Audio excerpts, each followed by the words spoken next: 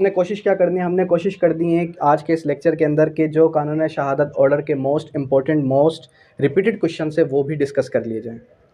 सबसे पहले हम क्या करेंगे, सबसे पहले हम सीक्वेंस वाइज वो आर्टिकल्स नोट डाउन करेंगे कि जो आर्टिकल्स आपने any how at least 2 times revise करना है।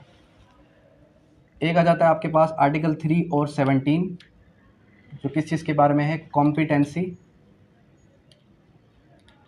And number of witness.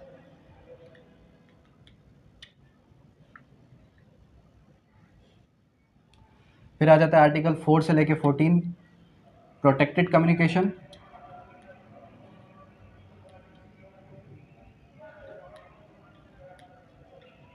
फिर आ जाता है आर्टिकल 15 जो है आपका इनक्रिमिनेटिंग क्वेश्चन।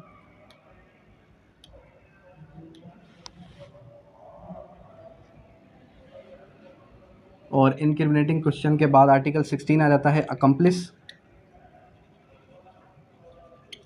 ये नोट डाउन करते जाएं, ठीक है। आर्टिकल 18 से लेके आर्टिकल 29 तक जो है रेलेवेंसी ऑफ फैक्ट।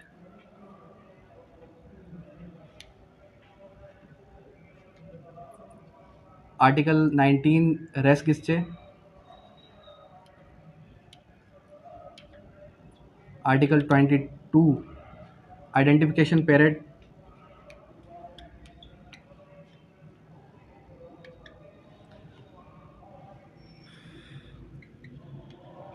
फिर आ जाता है आर्टिकल 24 प्ली ऑफ एलिबाय।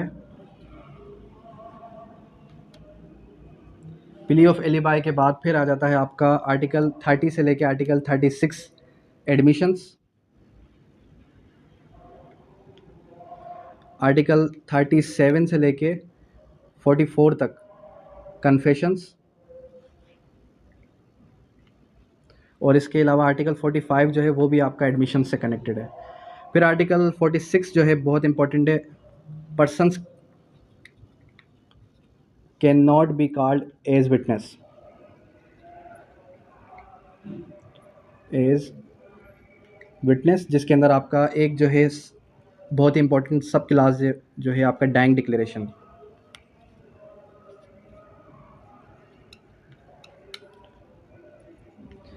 फिर क्या आ जाता है आपका, फिर आ जाता है आपका इंपॉर्टेंट आर्टिकल 59 से लेके 65 तक जो किस चीज़ से रिलेट करता है, ओपिनियन ऑफ एक्सपर्ट।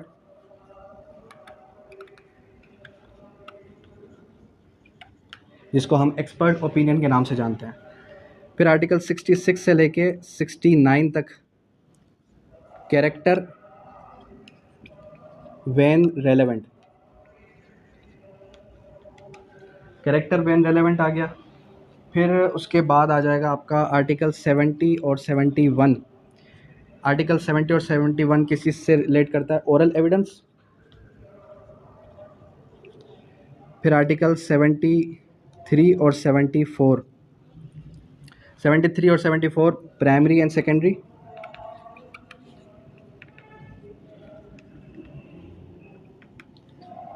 और फिर इसके बाद आर्टिकल 85 और article 86 public and private document.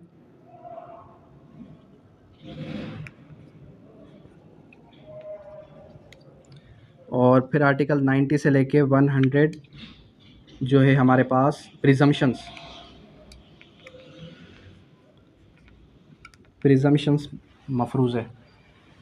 फिर आ जाएगा आर्टिकल 101 से लेके 110 किस चीज़ से डील करता है, एक्सक्लूजन ऑफ ओरल बाय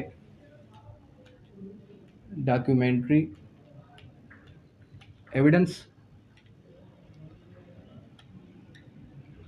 और फिर आर्टिकल 111 से लेके 113 तक ये किस चीज़ से डील करता है, ये डील करता है आपका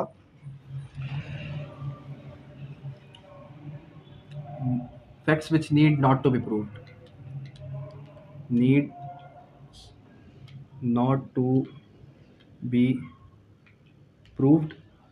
और आर्टिकल 14 से लेके 116 तक स्टॉपल। फिर आर्टिकल 117 से लेके 128 तक किस चीज़ से डील करता है, burden of proof.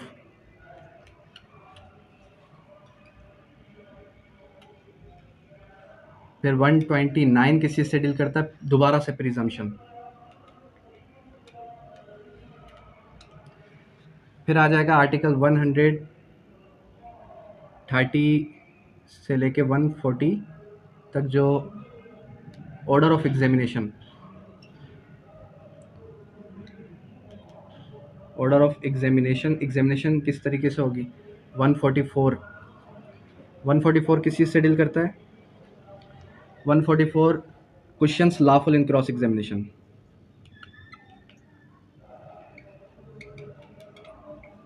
Lawful in cross examination, ठीक है, क्वेश्चंस लॉफुल इन क्रॉस एग्जामिनेशन। उसके बाद आ जाएगा 150 और 151। 150 है इनक्रिमिनेट, 150 किस चीज़ से है, 100 जो 50 है आपका वो है questions by party to his own witness. Questions by party to his own witness. और 151 जो है आपका वो आ जाता है impeachment credit of witness. Impeachment credit of witness. फिर 163 किस चीज़ के बारे में है, denial on oath. Denial on oath. 164 किस चीज़ के बारे में, modern devices.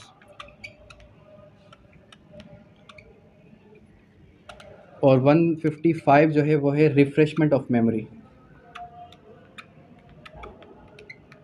Refreshment of memory, ठीक है। ये सारा का सारा निचोड़ है किसका, कानून शहादत ऑर्डर का। अब हमारे पास कानून शहादत ऑर्डर के अंदर टोटल आर्टिकल्स कितने हैं, 166 आर्टिकल्स हैं। इन 166 आर्टिकल्स को आज हमने क्या करना है, स्टडी करना है। ये वो आर्टिकल्स हैं जो मैंने बोर्ड पे नोट डाउन करवाए हैं कि जहाँ से आपके एनी हाउ 10 से 12 सवाल आएंगे ही आएंगे, ठीक है।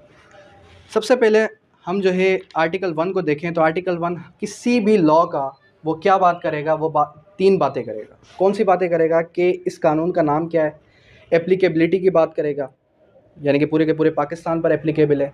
फिर उसके बाद क्या बात करेगा, उसके बाद बताएगा कि date of enactment, date of enforcement.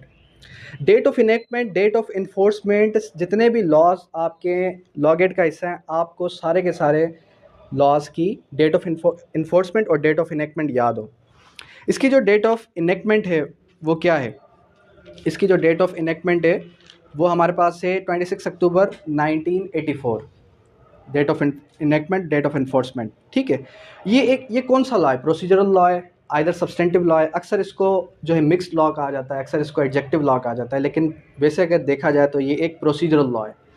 उसके बाद फिर हम आ जाएंगे किसकी तरफ, जो हमारे पास इसकी एप्लीकेशन की अगर हम बात करें, एप्लीकेशन मीन्स कि ये कानून कहाँ पर एप्लीकेबल है, कहाँ पर एप्लीकेबल नहीं है। आपने सिंपली ये याद रखना है कि कानून शहादत ऑर्डर आपका आर्बिट्रेशन पर एप्लीकेबल नहीं होगा। सेकेंडली, कानून शहादत ऑर्डर आपका फैमिली लॉज पर एप्लीकेबल नहीं होगा। इससे हट के कोई भी प्रोसीडिंग है, judicial proceeding, extra judicial proceeding, tribunal, हर जगह पर कानून शहादत ऑर्डर एप्लीकेबल है, ठीक है।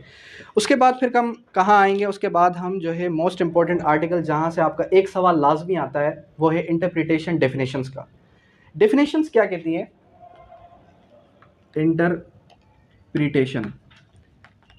इंटरप्रिटेशंस डेफिनेशंस बात एक ही है। इंटरप्रिटेशन के अंदर सबसे पहले बात करेगा कोर्ट की। अब लास्ट टाइम उसने सवाल दिया कि कोर्ट इंक्लूड्स जजेस या मजिस्ट्रेट या फिर पर्सन्स या फिर जो है बोथ ए एंड बी। अब देखें, जो MCQs के अंदर जो आंसर होगा वो होगा या एक होगा। अगर आपको लगता है ए और बी दोनों सही हैं और लास्ट के ऑप्शन के अंदर ए बी है तो ठीक है। अदरवाइज़ अगर आपको लगता है कि इसका सी आंसर का मुझे पता नहीं है, फिर आप क्या करेंगे, फिर अगर उसके लास्ट के ऑप्शन के अंदर अगर आपको ये ऑप्शन मिलता है कि ऑल ऑफ दिस, तो आप ऑल ऑफ दिस पर टिक कर देंगे। इसी तरीके से फिर जो है, अब देखें यहाँ पर कोर्ट की डेफिनेशन कुछ और है, CPC के अंदर कोर्ट की डेफिनेशन कुछ और है। पहले तो आपने लॉ गेट में अपीयर होने के बाद प्रॉपर ये देखना है कि आप कौन सा पोर्शन क्लियर कर रहे हैं। कानून शहादत ऑर्डर कर रहे हैं तो उसके तहत जो आपका कोर्ट है उसकी डेफिनेशन क्या है। अगर आप सीपीसी कर रहे हैं तो उसके तहत जो है कोर्ट की डेफिनेशन क्या है। सही है। अब सीपीसी के अंदर हमने ये पढ़ा था कि कोई भी ऐसी कोर्ट जो कि सिविल नेचर की हो तो उसके अंदर उसने हमें ये बताया था। लेकिन यहाँ पर क्या बात कर रहा है कि ऑल द जजेस and magistrate all persons except arbitrator legally authorize to take evidence. अब जो है लॉ गेट में अक्सर क्वेश्चंस जो है एक्सेप्ट के भी आते हैं। एक्सेप्ट मींस के वो आपको बताता है कि ये भी ऑप्शन ठीक है, ये भी ऑप्शन ठीक है, ये भी ठीक है, फिर बताता है कि एक्सेप्ट। जैसे कि कमीशंस के बारे में उसने रखा कि एज पर section 75 code of civil procedure commissions कहाँ किस किस पर्पज़ के लिए अपॉइंट हो सकती है। उसने क्या कर दिया, उसने एक ऑप्शन दे दिया क्रिमिनल इन्वेस्टिगेशन। अब क्रिमिनल इन्वेस्टिगेशन का कोई भी दूर दूर तक लेना देना है ही नहीं कमीशन सिविल के सेक्शन 75 से। ठीक है, सेक्शन 75 से दूर दूर तक उसका कोई भी लिंक नहीं है। फिर आपने क्या करना है, उसका आंसर क्या देना है, क्रिमिनल इन्वेस्टिगेशन। यानी कि लॉ गेट के लिए आपने जो क्वेश्चन है उसको भी अच्छे से पढ़ना है, आंसर्स हैं उसको भी अच्छे से पढ़ना है। इट मीन्स के पैनिक नहीं होना। अब यहाँ पर फर्दर क्या आ जाएगा, डॉक्यूमेंट। डॉक्यूमेंट क्या है, अब यहाँ पर जो डॉक्यूमेंट की डेफिनेशन है वो, और यहीं पर आप चले जाएं किसकी तरफ, आप क्रॉस रेफरेंस करें किसके साथ, इसको कनेक्ट करें पाकिस्तान पेनल कोड की सेक्शन नंबर 23 जो डेफिनेशन है डॉक्यूमेंट की, वो दोनों की दोनों एक ही बात कर रही हैं। क्या बात कर रही हैं कि कह रहा है कि एनी मैटर एक्सप्रेस्ड और डिस्क्राइब अपॉन एनी सब्सटेंस। मिसाल के तौर पे बोर्ड पर मैंने ये इतना कुछ लिख दिया, ये बोर्ड क्या है, ये भी डॉक्यूमेंट है। अगर मेरी शर्ट पे कोई बात लिखी है तो वो भी क्या हो गया, वो भी डॉक्यूमेंट है। अगर यहाँ पर टेबल पर कोई बात लिखी है तो वो भी क्या है, वो भी डॉक्यूमेंट है एज पर कानून शहादत ऑर्डर। अक्सर आप देखते हैं प्लेट्स वगैरह होती हैं, जो डेकोरेशंस की प्लेट्स होती हैं उस पर कोई ना कोई बात लिखी होती है तो वो भी क्या है, वो भी आपका डॉक्यूमेंट है एज पर सेक्शन 2B। फिर कहाँ आएंगे हम, एविडेंस पे आएंगे कि एविडेंस की कौन कौन सी काइंड्स हैं। एविडेंस की कौन कौन सी काइंड्स हैं, यहाँ पर उसने बताया कि एविडेंस दो काइंड्स के होते हैं, एक होता है ओरल और एक होता है आपका डॉक्यूमेंट्री। अब ओरल में और डॉक्यूमेंट्री में फ़र्क क्या है, देखें ओरल के लिए आपने एक चीज़ याद रखनी है कि ऑल स्टेटमेंट्स, जितनी भी स्टेटमेंट्स वर्बल होती हैं उसको हम क्या कहते हैं, उसको हम नाम देते हैं कि these are the oral evidence. अगर बात करेगा किस चीज़ की, अगर बात करेगा डॉक्यूमेंट्स की, तो डॉक्यूमेंट्स ऑटोमेटिकली बात आपके जहन में क्या क्लिक होगी, डॉक्यूमेंट्री की। ये क्या है, ये कीवर्ड्स हैं। कीवर्ड्स जब आपको याद हो जाएंगे तो ऑटोमेटिकली आप जो है उसको सही तरीके से प्रॉपर आंसर कर पाएंगे। इसके बाद फिर बताता है कि ये हमारे पास जो फैक्ट है, फैक्ट का मतलब क्या है, फैक्ट मतलब हकीकत। Anything state of thing and relation of thing capable being perceived by the senses. मिसाल के तौर पे मैं कहूँ कि मैंने एक जुर्म होते हुए देखा, तो पहली चीज़ तो ये कि मैं देख सकता हूँ या नहीं देख सकता। सेकंड चीज़ ये कि क्या जो चीज़ मैंने देखी वो क्या वाकई में मैंने खुद देखी या नहीं। यानी कि evidence must be direct. Article 70 हमें क्या बताएगा कि evidence must be direct. Oral evidence अगर आप दे रहे हैं तो ओरल एविडेंस हमेशा डायरेक्ट होना चाहिए। अगर मैं कहता हूं कि मैंने जुर्म होते हुए देखा, किसी का मर्डर होते हुए देखा, इट मीन्स कि मैंने खुद देखा हो। अगर मैं कहूं कि मैंने उसको एक जो है प्लानिंग करते हुए सुना, तो वो भी मैंने खुद सुना हो। कहने का मकसद सिंपल इतना है कि हेयर से एविडेंस की कोई भी एविडेंटरी वैल्यू नहीं है। अगर मैं कहूं कि उसने कहा था और उसने पीछे किसी और से सुना था, तो ये क्या हो जाएगा, ये हो जाएगा हेयर से एविडेंस, जिसकी कोई भी एविडेंटरी वैल्यू नहीं है। उसके बाद फिर क्या आ जाएगा, उसके बाद आपका आ जाएगा relevancy of fact. Relevancy of fact के बारे में सब क्लास 2 बताता है कि one fact is said to be relevant to another when one is connected with the other referred provisions in order relation to relevancy of fact. Relevancy of fact क्या है, चीज़ों को जोड़ना। किस तरीके से जोड़ना, कि मैंने एक मर्डर होते हुए देखा और वहाँ पर एक शख्स के जो कपड़े थे वो खून से लथपथ थे। सेकेंडली जो खंजर था वो भी जो है खून से आलूद था और वहीं पर पड़ा हुआ था। ये क्या है, रेलेवेंसी ऑफ फैक्ट है, एक दूसरे के साथ कनेक्टेड है। ठीक है, ये क्या हो जाएगा आपका, रेलेवेंसी ऑफ फैक्ट के बारे में बता रहा है। फिर आता है fact in issue. Fact in issue क्या है, फैक्ट इन इशू का मतलब कि असल वकुआ, असल मसला, असल काज ऑफ एक्शन जो आप कोर्ट के अंदर लेके आए हैं, किसी का मर्डर हो जाना, डकैती हो जाना, ये सब क्या है, फैक्ट इन इशू है। फिर आ जाएगा कि प्रूव डिसप्रूव में क्या डिफरेंस है। अगर कोर्ट किसी भी पर्टिकुलर इवेंट को जो है एक्सेप्ट करे, उसको हम क्या कहेंगे, दैट थिंग इज़ प्रूव्ड। ठीक है, अगर आप उसको साबित करने में कामयाब हो जाएं उस फैक्ट को। The fact is said to be proved when, after considering the matter before it, the court either believes it to exist word क्या याद रखना है, believes it to be exist, मतलब कोर्ट उसको एग्जिस्ट करने के लिए माने। उसके बाद डिस्प्रूव कब होगा कि when considering the matter the court either beliefs it that it does not exist, जब कोर्ट उसको मानेगी नहीं तो वो क्या हो जाएगा, ऑटोमेटिकली आपका डिस्प्रूव हो जाएगा। ये हमें किसने बताया, ये हमें बताया कि what's the definition of proved and disproved. फिर क्या आ जाएगा, फिर आ जाएं आप आर्टिकल 3, बहुत ही इंपॉर्टेंट सेक्शन है आर्टिकल 3। आर्टिकल 3 को ज़रा ओपन करें। आर्टिकल 3 क्या बात करता है, आर्टिकल 3 बताता है कि who may testify, who may testify. Who में टेस्टिफाई का मतलब क्या है कि कौन गवाही दे सकता है। अब आर्टिकल 3 और आर्टिकल 17 दोनों के दोनों हम साथ लेके चलेंगे। किस तरीके से साथ लेके चलेंगे, सबसे पहले आर्टिकल 3 को समझते हैं। आर्टिकल 3 तो सिंपल ये कह रहा है कि हर शख्स गवाही दे सकता है। अब आप कहेंगे हर शख्स किस तरीके से गवाही दे सकता है। हर शख्स गवाही देने का मकसद ये कि कोई भी शख्स अगर अदालत के अंदर आता है और वो कोर्ट की बात को सुने, उसको समझे, तो उसका दुरुस्त जवाब भी दे सकता है, यानी कि मेंटल कैपेसिटी उसकी बिल्कुल ठीक हो, पहली चीज़। फिर यहाँ पर उसने प्रोवाइडेड डेट से अक्सर सवाल आते हैं। प्रोवाइडेड डेट मतलब कि लेकिन अगर, ये क्या है, एक्सेप्शन है। मिसाल के तौर पे मैं कहूँ कि आपने कल 10 बजे यहाँ पर आना है, लेकिन अगर मैं मौजूद हूँ, तो ये क्या है, मैं आपको एक कंडीशन बता रहा हूँ। अब यहाँ पर फॉलोइंग कंडीशंस बता दी आर्टिकल 3 ने कॉम्पिटेंसी ऑफ विटनेस की। वो कंडीशंस कौन सी हैं, वो कंडीशंस ये हैं कि अगर कोई शख्स परजरी में मुलविस है। अब ये परजरी क्या है, जब आप सेक्शन 191 से लेके 200 पाकिस्तान पेनल कोड ओपन करेंगे तो आपको पता चलेगा कि परजरी एक जो है जुर्म है, जो कि बताता है हमें कि कोर्ट को गुमराह करना, कोर्ट की अदालत के अंदर झूठी गवाही देने से मुंसलिक होता है। अब परजरी से रिलेटेड अगर कोई भी शख्स कोई भी ऑफेंस कमिट करेगा तो वो क्या कर रहा है, वो परजरी कर रहा है, कोर्ट को गुमराह कर रहा है। That means he is not competent to testify, वो अदालत में गवाही नहीं दे सकता। ठीक है। फिर फर्दर प्रोवाइडेड डेट, लेकिन इसकी भी एक्सेप्शन की एक्सेप्शन बता दी। ठीक है, इसकी एक्सेप्शन की एक्सेप्शन क्या बता दी कि अगर कोई शख्स क्या करे, रिपेंड और मेंडेड हिज वेज। वर्ड क्या याद रखना है आपने, court is satisfied that he is repented amended his ways, यानी कि वो जो है वापस अपने रास्ते पे आ जाए। ठीक है, गुमराह हो चुका था और वापस अपने रास्ते पर आ गया, तो उसने कोर्ट को सेटिस्फाई कर दिया कि अब वो दोबारा ऐसा नहीं करेगा। फिर अदालत चाहे, फिर क्या आ गई, डिस्क्रेशन ऑफ कोर्ट आ गई कि अदालत चाहे तो उसके मुकदमे को सुने और जो है उसकी गवाही एडमिसिबल कर दे। ठीक है, उसके बाद आ जाए आर्टिकल 4 से लेके 14 तक। अच्छा, आर्टिकल 17 जब ओपन करेंगे फिर डिस्कस करते हैं। आर्टिकल 4 से लेकर 14 तक किस चीज़ की बात करता है, प्रोटेक्टेड कम्युनिकेशन।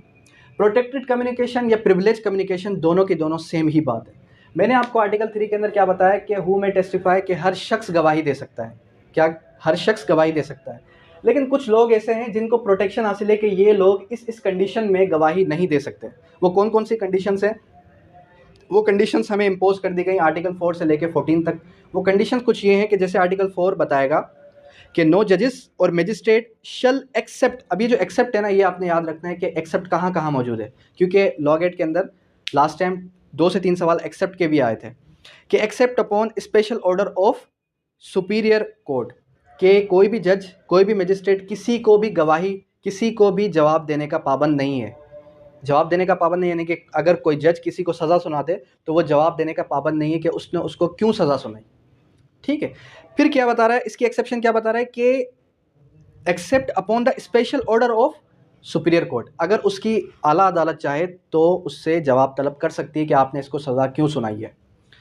ये हो गया आर्टिकल 4। उसके बाद आ जाए आर्टिकल 5 की तरफ। आर्टिकल 5 क्या कहता है, आर्टिकल 5 हमें कहता है,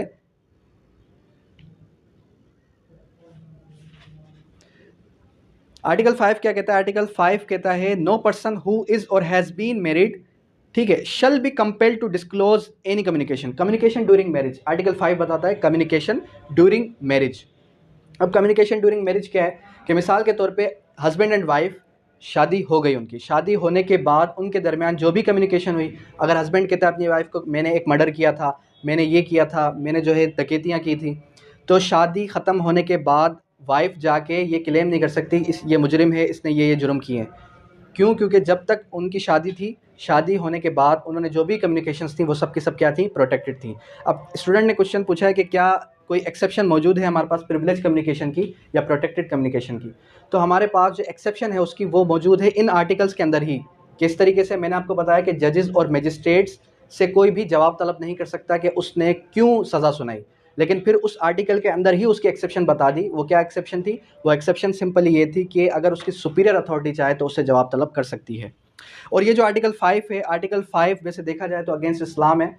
क्यों? क्योंकि अल्लाह ताला फरमाते हैं कुरान पाक में कि गवाही दो, चाहे वो तुम्हारे माँ बाप, चाहे वो तुम्हारे अहलो अयाल के ख़िलाफ़ हो। लेकिन आर्टिकल 5 क्या कह रहा है कि अगर कोई मुजरिम भी है तो उसकी वाइफ उसके ख़िलाफ़ गवाही नहीं दे सकती।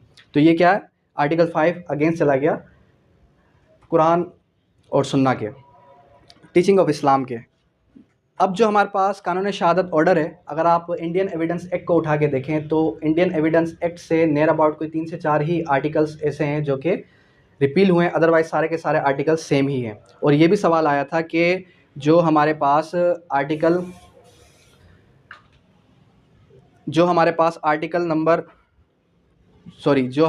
इंडियन एविडेंस एक्ट है, ये कौन से साल का था? ये था आपका 1872। और ये रिपील कब होता है? ये रिपील होता है आपका 1984 में।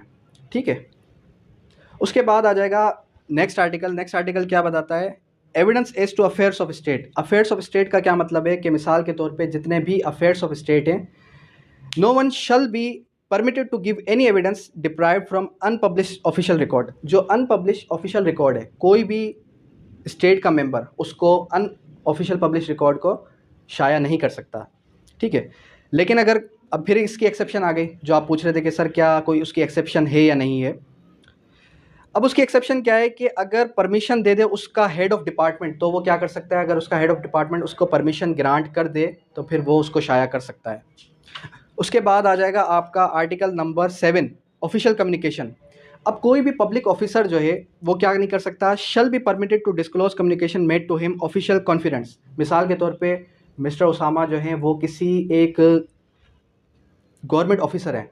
अब इनकी जो सुपीरियर अथॉरिटी है, इनका जो सुपरवाइज़र, वो इनको कोई बात बताता है इनके डिपार्टमेंट से कनेक्टेड, तो वो ये शख्स डिस्क्लोज नहीं कर सकता। क्यों? क्योंकि उसने इसको ऑफिशियल कॉन्फिडेंस में बताई है। फिर आ जाएगा आर्टिकल 8। आर्टिकल 8 बताता है कि information is to commission of offence. Article 8 बहुत ही सिंपल है। आपने अक्सर जो है सुना होगा कि अगर कोई शख्स बिजली की चोरी की इत्तला देगा तो उसका नाम सिगाए राज में रखा जाएगा। इसका क्या मतलब है? इसका मतलब सिंपली ये है कि अगर कोई शख्स ये बता दे कि बिजली की चोरी किसने की या गैस की चोरी किसने की, तो उसका नाम सिगाए राज मीन्स के उसका नाम डिस्क्लोज नहीं होगा, उसका नाम डिस्क्लोज नहीं होगा। अब यहाँ पर आपने 3 वर्ड्स याद रखने हैं, जो की वर्ड्स हैं। एक है मजिस्ट्रेट, एक है पुलिस ऑफिसर और एक है रेवेन्यू ऑफिसर। ये 3 अथॉरिटीज़ हैं जो आपका नाम डिस्क्लोज नहीं करेंगी। फिर आ जाएगा प्रोफेशनल कम्युनिकेशन। प्रोफेशनल कम्युनिकेशन और आर्टिकल 11 के अंदर, दोनों के अंदर एक वर्ड का डिफरेंट है। वो डिफरेंस क्या है? आर्टिकल 9 बताता है कि no advocate shall at any time be permitted unless his clients express consent. यानी कि आप वकील हैं, जब क्लाइंट आके आपको बताता है मैंने ये जुर्म किया है, मैं एक ऑफेंडर हूँ और मैंने वाकई में किसी का मर्डर किया है, तो आप कोर्ट में जाके उसके खिलाफ गवाही नहीं दे सकते जब तक, फिर उसकी एक्सेप्शन क्या है कि जब तक आपका क्लाइंट एक्सप्रेस कंसेंट ना दे दे। अगर उसने एक्सप्रेस कंसेंट दे दिया आपको, फिर आप चाहें तो दे सकते हैं। फिर आ जाएगा आर्टिकल नंबर 10। आर्टिकल नंबर 10 क्या कहता है कि यही आर्टिकल नंबर 9 जो वहाँ पर उस ऑफिस के अंदर उसके क्लर्क, उसके मुंशी वगैरह बैठे हुए थे, उन पर भी एप्लीकेबल है कि वो भी गवाही नहीं दे सकते। आर्टिकल 12 क्या कहता है? Confidential communication with legal adviser, no one. अब देखें, आर्टिकल 9 के अंदर क्या था? No advocate. आर्टिकल 12 के अंदर क्या बात कर रहा है? No one. इट मीन्स कि आर्टिकल 9 जो है प्रोटेक्शन दे रहा था किसको? एडवोकेट को, कि एडवोकेट किसी को जो है कोर्ट के अंदर जाके डिस्क्लोजर नहीं कर सकता।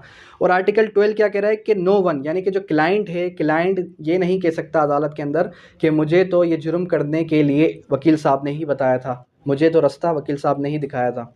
सही है। उसके बाद article 13 production of title deed witness not a party. Article 13 क्या बात करता है? आर्टिकल 13 बताता है कि जब एक विटनेस को बुलाया जाए कि आप आएँ, आप गवाही दें, तो कोर्ट उससे ये नहीं कह सकती, एडवर्स पार्टी का वकील उसको ये नहीं कह सकता कि आप अपने टाइटल डीड शो करें। भाई वो आया किस लिए कोर्ट में? वो कोर्ट में आया सिंपली गवाही देने के लिए, तो उसको कोई मजबूर नहीं कर सकता कि अपने वो क्या करे, वो अपने डॉक्यूमेंट्स दिखाए अपनी प्रॉपर्टी के। उसके बाद आर्टिकल 15। आर्टिकल 15 किस चीज़ से डील करता है? आर्टिकल 15 डील करता है आपका incriminating question. Incriminating question article 13 constitution of Pakistan, इसका क्रॉस रेफरेंस है। अब हमारे पास जो आर्टिकल 15 है वो क्या कहता है कि किसी भी शख्स को मजबूर नहीं किया जा सकता कि वो शख्स अपने ही खिलाफ चला जाए, यानी कि अपने ही खिलाफ गवाही दे। वर्ड्स क्या यूज़ किए गए कि a witness shall not be excuse from answering any questions as to the matter, any questions as to any matter relevant to the matter in issue और एनी सिविल और क्रिमिनल प्रोसीडिंग। मिसाल के तौर पे mister Usama जाते हैं किसी भी शख्स की प्रोसीडिंग के अंदर गवाही देने, और वो कहते हैं कि जज साहब मैंने रात के 1 बजे देखा कि मियाँ बीवी आपस में लड़ रहे थे, और लड़ने के बाद एक जो है चीख की आवाज़ सुनाई दी और मैं वहाँ पर मौजूद था। अब एडवर्स पार्टी का वकील उनसे पूछता है कि आप ये बताएं आप वहाँ पर कर क्या रहे थे। अब जाहिर सी बात, डेफिनेट सी बात है, अगर ये शख्स कह दे कि मैं वहाँ पर चोरी करने गया था, मैं वहाँ पर कुछ और कोई और ऑफेंस करने गया था, तो इसने अपनी ही ज़ात के ख़िलाफ़ क्या कर दी, गवाही दे दी। तो कोर्ट में ये क्या करेगा, ये गवाही देने से पहले ये प्रोटेक्शन लेगा आर्टिकल 13 की, कि किसी भी शख्स को मजबूर नहीं किया जा सकता कि वो अपनी ही ज़ात के ख़िलाफ़ गवाही दे। फिर इसके बाद हमारे पास जो नेक्स्ट आर्टिकल है आर्टिकल 16 अकम्प्लिस। अब आर्टिकल 16 को क्रॉस करें किसके साथ, 129 सब क्लास बी के साथ। 129 सब क्लास बी और आर्टिकल 16 दोनों में कॉन्ट्राडिक्शन है थोड़ी बहुत। आर्टिकल 16 ये कहता है कि an accomplice shall be competent to testify. क्या लिखा है, an accomplice shall be competent to testify, कि जो शरीक जुर्म है, शरीक जुर्म कौन होता है, मिसाल के तौर पे एक शख्स मर्डर करने रूम के अंदर आता है, बाहर खड़ा एक शख्स ये कहता है कि आप अंदर जाओ, मैं बाहर देख रहा हूँ, फेरा दे रहा हूँ कि कोई भी शख्स अंदर आएगा तो मैं आपको इत्तला कर दूंगा। इससे हट के मर्डर के अलावा कोई और भी ऑफेंस ले लेते हैं, तो वो शख्स क्या है, शरीक जुर्म में अकम्प्लिस है। तो वो क्या, accomplice shall be competent to testify. फिर लास्ट टाइम यही सवाल आया था कि एक्सेप्ट इन डैश केसेस, वो कौन कौन से केसेस हैं कि जहाँ पर अकम्प्लिस जो है गवाही नहीं दे सकता। क्या लिखा है, बुक में लिखा होगा हुदूद केसेस। यही सवाल 2 बार आया है लॉ गेट के अंदर कि हुदूद मैटर्स के अंदर अकम्प्लिस की गवाही एडमिसिबल नहीं है। ठीक है। और आर्टिकल 129 सब क्लास बी क्या कहता है, आर्टिकल 129 सब क्लास बी ये कहता है कि अगर कोई शख्स अकम्प्लिस है, an accomplice is not worthy of credit. Not worthy of credit का मतलब ये है कि जो शरीक जुर्म है वो काबिल एतमाद के लायक नहीं है। क्यों लायक नहीं है, इस वजह से क्योंकि उसने पहले ही एक जुर्म किया है, और जुर्म करने के बाद अगर वो कोर्ट में गवाही दे रहा है, डेफिनेट सी बात है कि वो हो सकता है, चांसेस हैं कि वो क्या करे, वो कोर्ट को गुमराह कर दे। अब आर्टिकल 129 फिर फर्दर एक बात करता है कि अनलेस कोरोबोरेटेड विद मटेरियल फैक्ट्स, जब तक कोरोबोरेशन नहीं होगी, जब तक कोई और एविडेंस नहीं आएगा, तब तक अकम्प्लिस की गवाही एडमिसिबल नहीं होनी चाहिए। लेकिन आर्टिकल 16 ने क्या बताया, an accomplice shall be competent to testify. तो आर्टिकल 16 के लिए शल का वर्ड आपने याद रखना है, मैंडेटरी नेचर का। उसके बाद आ जाएंगे आर्टिकल 17 की तरफ। आर्टिकल 17 क्या बात करता है, competency and number of witness. Competency and number of witness के बारे में आर्टिकल कौन सा बताएगा, आर्टिकल 17 के जो हुदूद मैटर्स हैं वहाँ पर कौन कौन कॉम्पिटेंट है। देखिए आपने याद रखना है कि मेल, मुस्लिम एडल्ट, तस्किया शहूद। मैंने आर्टिकल 3 के अंदर आपको बताया कि मेल भी गवाही दे सकता है, बच्चा भी गवाही दे सकता है, आपका जो है एक मुस्लिम, नॉन मुस्लिम, मेल, फीमेल, हर शख्स गवाही दे सकता है जब तक वो अदालत की बात को समझे और उसका दुरुस्त जवाब दे। लेकिन आर्टिकल 17 इसके एडवर्स चला गया। क्यों, क्योंकि आर्टिकल 17 किस चीज़ की बात कर रहा है, हुदूद मैटर्स की। आर्टिकल 17 ने सिंपली ये कहा कि हुदूद मैटर्स के अंदर मेल गवाही देगा, मुस्लिम गवाही देगा, तस्किया शहूद गवाही देगा, और आपका एडल्ट ही गवाही दे सकता है। ठीक है। तस्किया शहूद क्या होता है कि जिसने कोई मेजर सिन ना किया हो। ठीक है। उसके बाद आ जाएं आप आर्टिकल 18। आर्टिकल 18 लॉन्गेस्ट चैप्टर है किसका, रेलेवेंसी ऑफ फैक्ट का। वैसे देखा जाए तो आर्टिकल 18 से 29 तक मैंने लिखा है, लेकिन ये चैप्टर आपका आर्टिकल 18 से लेके 69 तक डील करता है। ये चैप्टर किस चीज़ के बारे में बात करता है, इसका एक कीवर्ड आपने याद रख लेना है। वो कौन सा कीवर्ड है, रेलेवेंट। आर्टिकल 18 से ऑनवर्ड जितने भी आर्टिकल 69 तक हैं उसमें आपको एक चीज़ मिलेगी कॉमन सी, वो क्या, हर आर्टिकल के अंदर लिखी होगी, रेलेवेंट। रेलेवेंट यानी कि अगर ये कंडीशन होगी तो वो गवाही रेलेवेंट है। आर्टिकल 18 क्या बात करता है, आर्टिकल 18 बताता है रेलेवेंसी ऑफ फैक्ट।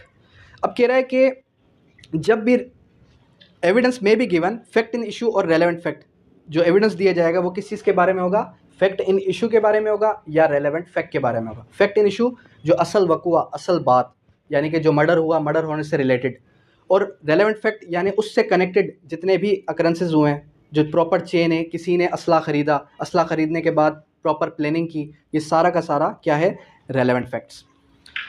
ठीक है।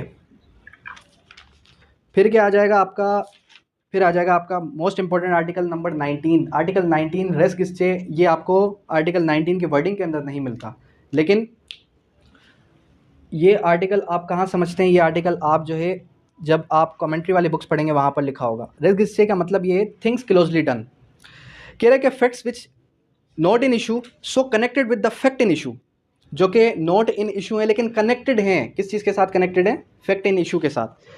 थिंग्स क्लोजली डन कौन कौन सी होंगी, थिंग्स क्लोजली डन, किसी ने खंजर मारा, ठीक है, या फिर किसी के चिल्लाने की आवाज़ आई, या फिर आप ये कह दें कि जब मर्डर हुआ, मर्डर होते ही लोगों की अफरा तफरी मच गई, ये सारे के सारे क्या हैं, थिंग्स क्लोजली डन है।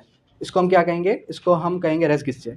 Relevancy of fact forming part of same transaction, यानी सेम ट्रांजैक्शन का वो क्या बन रहे हैं, वो हिस्सा बन रहे हैं, ठीक है। इसको हम क्या नाम देंगे, रेलेवेंसी ऑफ फैक्ट का नाम देंगे। उसके बाद आप आएंगे आर्टिकल नंबर 20। आर्टिकल नंबर 20 क्या कहता है, फैक्ट्स विच आर ओकेजन काज और effect fact in issue. Article 20 कहता है कि फैक्ट्स विच आर ओकेजन काज और इफेक्ट इमीडिएट और अदरवाइज। मिसाल के तौर पे एक घर है, उस घर के अंदर 3 लोग रहते हैं, और इस घर के अंदर जो है जैसे ही पिस्टल की आवाज़ आई, फ़ौरन से लोग भागना शुरू कर देते हैं। तो ये क्या है, ये है ओकेजन होने पे, यानी कि उस वक़ुए होने के सेम टाइम पर जो भी अकरंस हुई उसको हम क्या कहते हैं, उसको हम कहते हैं काज और इफ़ेक्ट। मिसाल के तौर पे जब आपने किसी को शूट किया, शूट करते वो शख्स गिरा, वो शख्स मर गया, ये फाल कर रहा है किसमें, आर्टिकल 20 में। तो ये सब के सब क्या होंगे, ये सब के सब रेलेवेंट होंगे। आर्टिकल 19 में भी एक कॉमन बात थी, कौन सी बात थी, वो थी रेलेवेंट। आर्टिकल 20 में भी रेलेवेंट आ गया, 19 में भी रेलेवेंट आ गया। 21 मोटिव, प्रिपरेशन, प्रीवियस और सब्सिक्वेंट कंडक्ट। मोटिव, मिसाल के तौर पे किसी को मारने का मकसद, किसी को मारने का असल वजह क्या थी। इसी तरीके से प्रिपरेशन, एक शख्स क्या करता है, पिछले 3 महीनों से प्रिपरेशन कर रहा है, वो किस चीज़ की प्रिपरेशन कर रहा है, किसी को मारने की, किसी को मारने की। मिसाल के तौर पे मिस्टर उसामा है, अब मिस्टर उसामा क्या करते हैं कि 2021 में इनकी शादी होती है, शादी होने के बाद ये क्या करते हैं कि अपनी वाइफ को मार देते हैं जान से, और इनकी वाइफ की जो डेथ होती है वो वॉशिंग मशीन में करंट लगने की वजह से होती है। सेम दोबारा 2023 में शादी होती है, 2023 में शादी होती है, 2024 में दोबारा से इनकी वाइफ मरती है, सेम ही अकरंस से, करंट लगने की वजह से। भाई तरीका चेंज कर देते हैं। अब ये जो इनका जो क्या है, प्रीवियस और सब्सीक्वेंट कंडक्ट है, इसने शो कर दिया कि ये मुलविस हैं इस जुर्म के अंदर। आ रही बात समझ में, ठीक है। एनी फैक्ट और is relevant which shows constitute motive, preparation, fact in issue और रेलेवेंट फैक्ट। कोई भी ऐसी हकीकत जो साबित करे, किस चीज़ को साबित करे, मोटिव को, प्रिपरेशन को, या फिर जो है फैक्ट इन इशू को या रेलेवेंट फैक्ट को, तो वो क्या हो जाएगी, आपकी रेलेवेंट हो जाएगी। अब ये जो इसके अंदर इस पूरे के पूरे कानून शहादत ऑर्डर के अंदर जितनी भी इलस्ट्रेशंस हैं, इलस्ट्रेशंस बहुत ज़्यादा हैं। इसीलिए प्रीवियस क्लास के अंदर मैंने क्या किया था, नियर अबाउट कोई 55 मिनट्स का लेक्चर एक रिकॉर्ड किया था, जो कि सिर्फ और सिर्फ बेस्ड था आपके इलस्ट्रेशंस पर। वो इंशाल्लाह ग्रुप के अंदर आफ्टर क्लास आपके साथ शेयर कर दूंगा, ताकि आप इलस्ट्रेशंस को भी समझ लें, क्योंकि लॉन्ग स्टेटमेंट्स के जितने भी क्वेश्चंस होते हैं वो सारे के सारे इलस्ट्रेशंस से ही आते हैं। उसके बाद आ जाएं आप आर्टिकल 22। आर्टिकल 22 किस चीज़ की बात करता है, आइडेंटिफिकेशन पीरियड। आइडेंटिफिकेशन पीरियड क्या है, फैक्ट नेसेसरी टू एक्सप्लेन और इंट्रोड्यूस रेलेवेंट फैक्ट। कोई भी ऐसा फैक्ट जो कि जाहिर करे, जो कि ज़रूरी हो किसी भी रेलेवेंट फैक्ट को साबित करने के लिए, किसी भी रेलेवेंट फैक्ट को साबित करने के लिए। अब ये पर्टिकुलर थिंग के लिए भी हो सकता है और पर्सन के लिए भी हो सकता है। और जो आपका आइडेंटिफिकेशन पीरियड है, इसके अंदर क्या होता है, इसके अंदर नियर अबाउट कोई 9 डमीज़ रखी जाती हैं, जिसमें आपने आइडेंटिफाई करना होता है कि इस शख्स ने ये जुर्म किया था या नहीं किया था, या उस शख्स ने किया था। और अगर ये 15 डेज़ इलेप्स कर जाए तो फिर ये अपनी एविडेंट्री वैल्यू खो देता है। क्यों, क्योंकि जाहिर सी बात है, जब किसी शख्स ने किसी को देखा होगा तो उसको 1 से 2 दिन तक ही याद रहेगा, टाइम ज़्यादा बढ़ेगा तो वो हो सकता है मेमोरी लॉस कर जाए। उसके बाद आ जाएगा आर्टिकल 24 प्ली ऑफ एलिबाई। अब आर्टिकल 24 से कनेक्टेड कौन सा आर्टिकल है, उसके बाद आर्टिकल नंबर 24 किस चीज़ से रिलेट कर रहा था, आर्टिकल 24 जो है वो रिलेट करता है आपके plea of alibi. Plea of alibi का मतलब क्या है, एल्सवेयर। एलिबाई का मतलब क्या है, एल्सवेयर। मिसाल के तौर पे एक शख्स ये कहे कि मैं जो है जुर्म के वक्त उस ओकेजन पे उस जगह पर मौजूद नहीं था।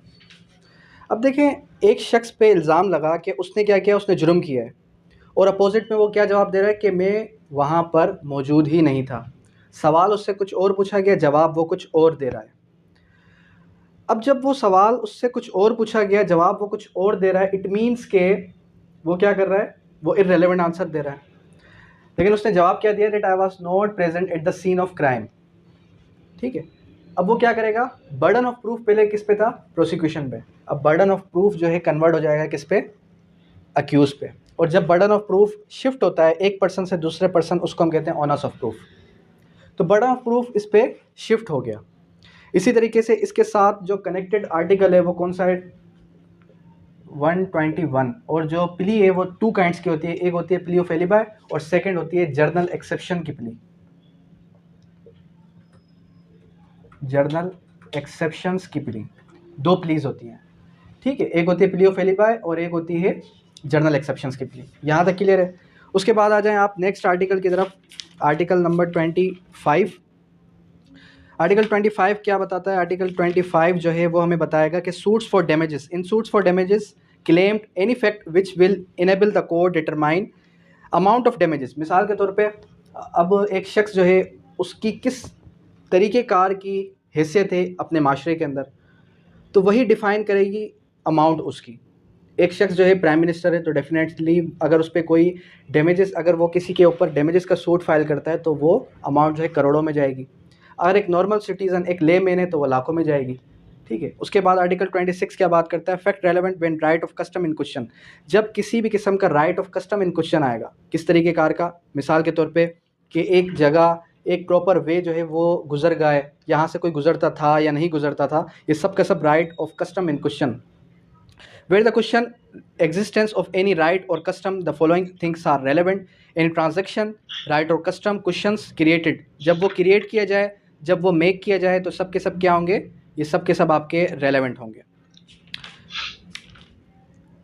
फिर आ जाएं आप नेक्स्ट आर्टिकल की तरफ। नेक्स्ट आर्टिकल क्या कहता है, facts bearing the question whether act was accidental और इंटेंशनल। आर्टिकल 28 भी बड़ा इंपॉर्टेंट है। आर्टिकल 28 क्या कह रहा है कि कोई भी एक पर्टिकुलर एक्शन, एक पर्टिकुलर ओकेजन, एक अकरेंस जो है वो एक्सीडेंटल थी या वो एक्सीडेंटल नहीं थी, ये कौन साबित करेगा, वो हकाइक, वो फैक्ट्स ही साबित करेंगे।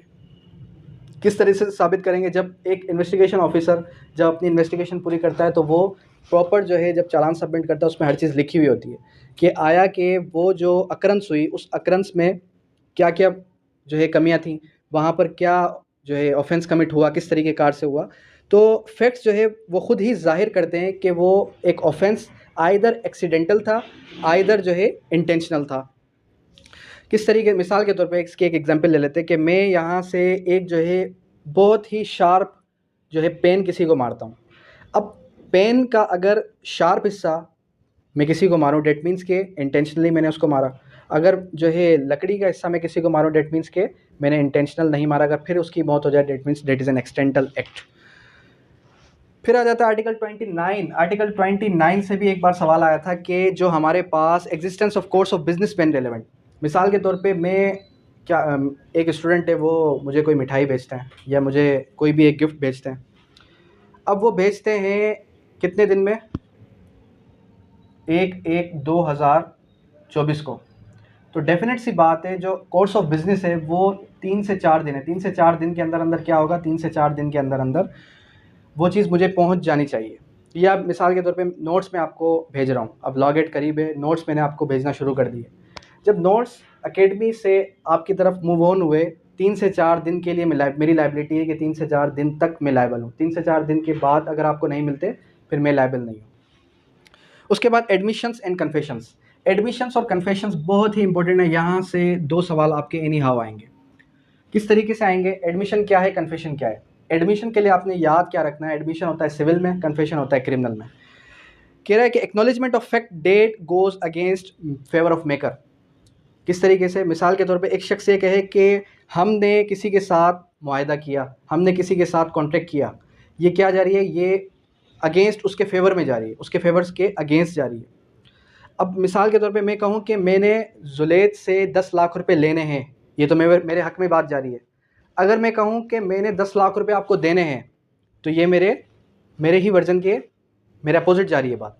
तो ये क्या है, ये एक एडमिशन है। और ये कहाँ पर होता है? ये होता है आपका सिविल के अंदर, सिविल केसेस के अंदर। उसके बाद दूसरी बात ये याद रखनी है, एडमिशन स्टेटमेंट ओरल और डॉक्यूमेंट्री। एडमिशन जो है वो स्टेटमेंट भी हो सकती है, ओरल भी हो सकती है और डॉक्यूमेंट्री भी हो सकती है। और कन्फेशन के लिए बात क्या याद रखनी है कि एक्नॉलेजमेंट ऑफ गिल्ट। क्या याद रखनी है? एक्नॉलेजमेंट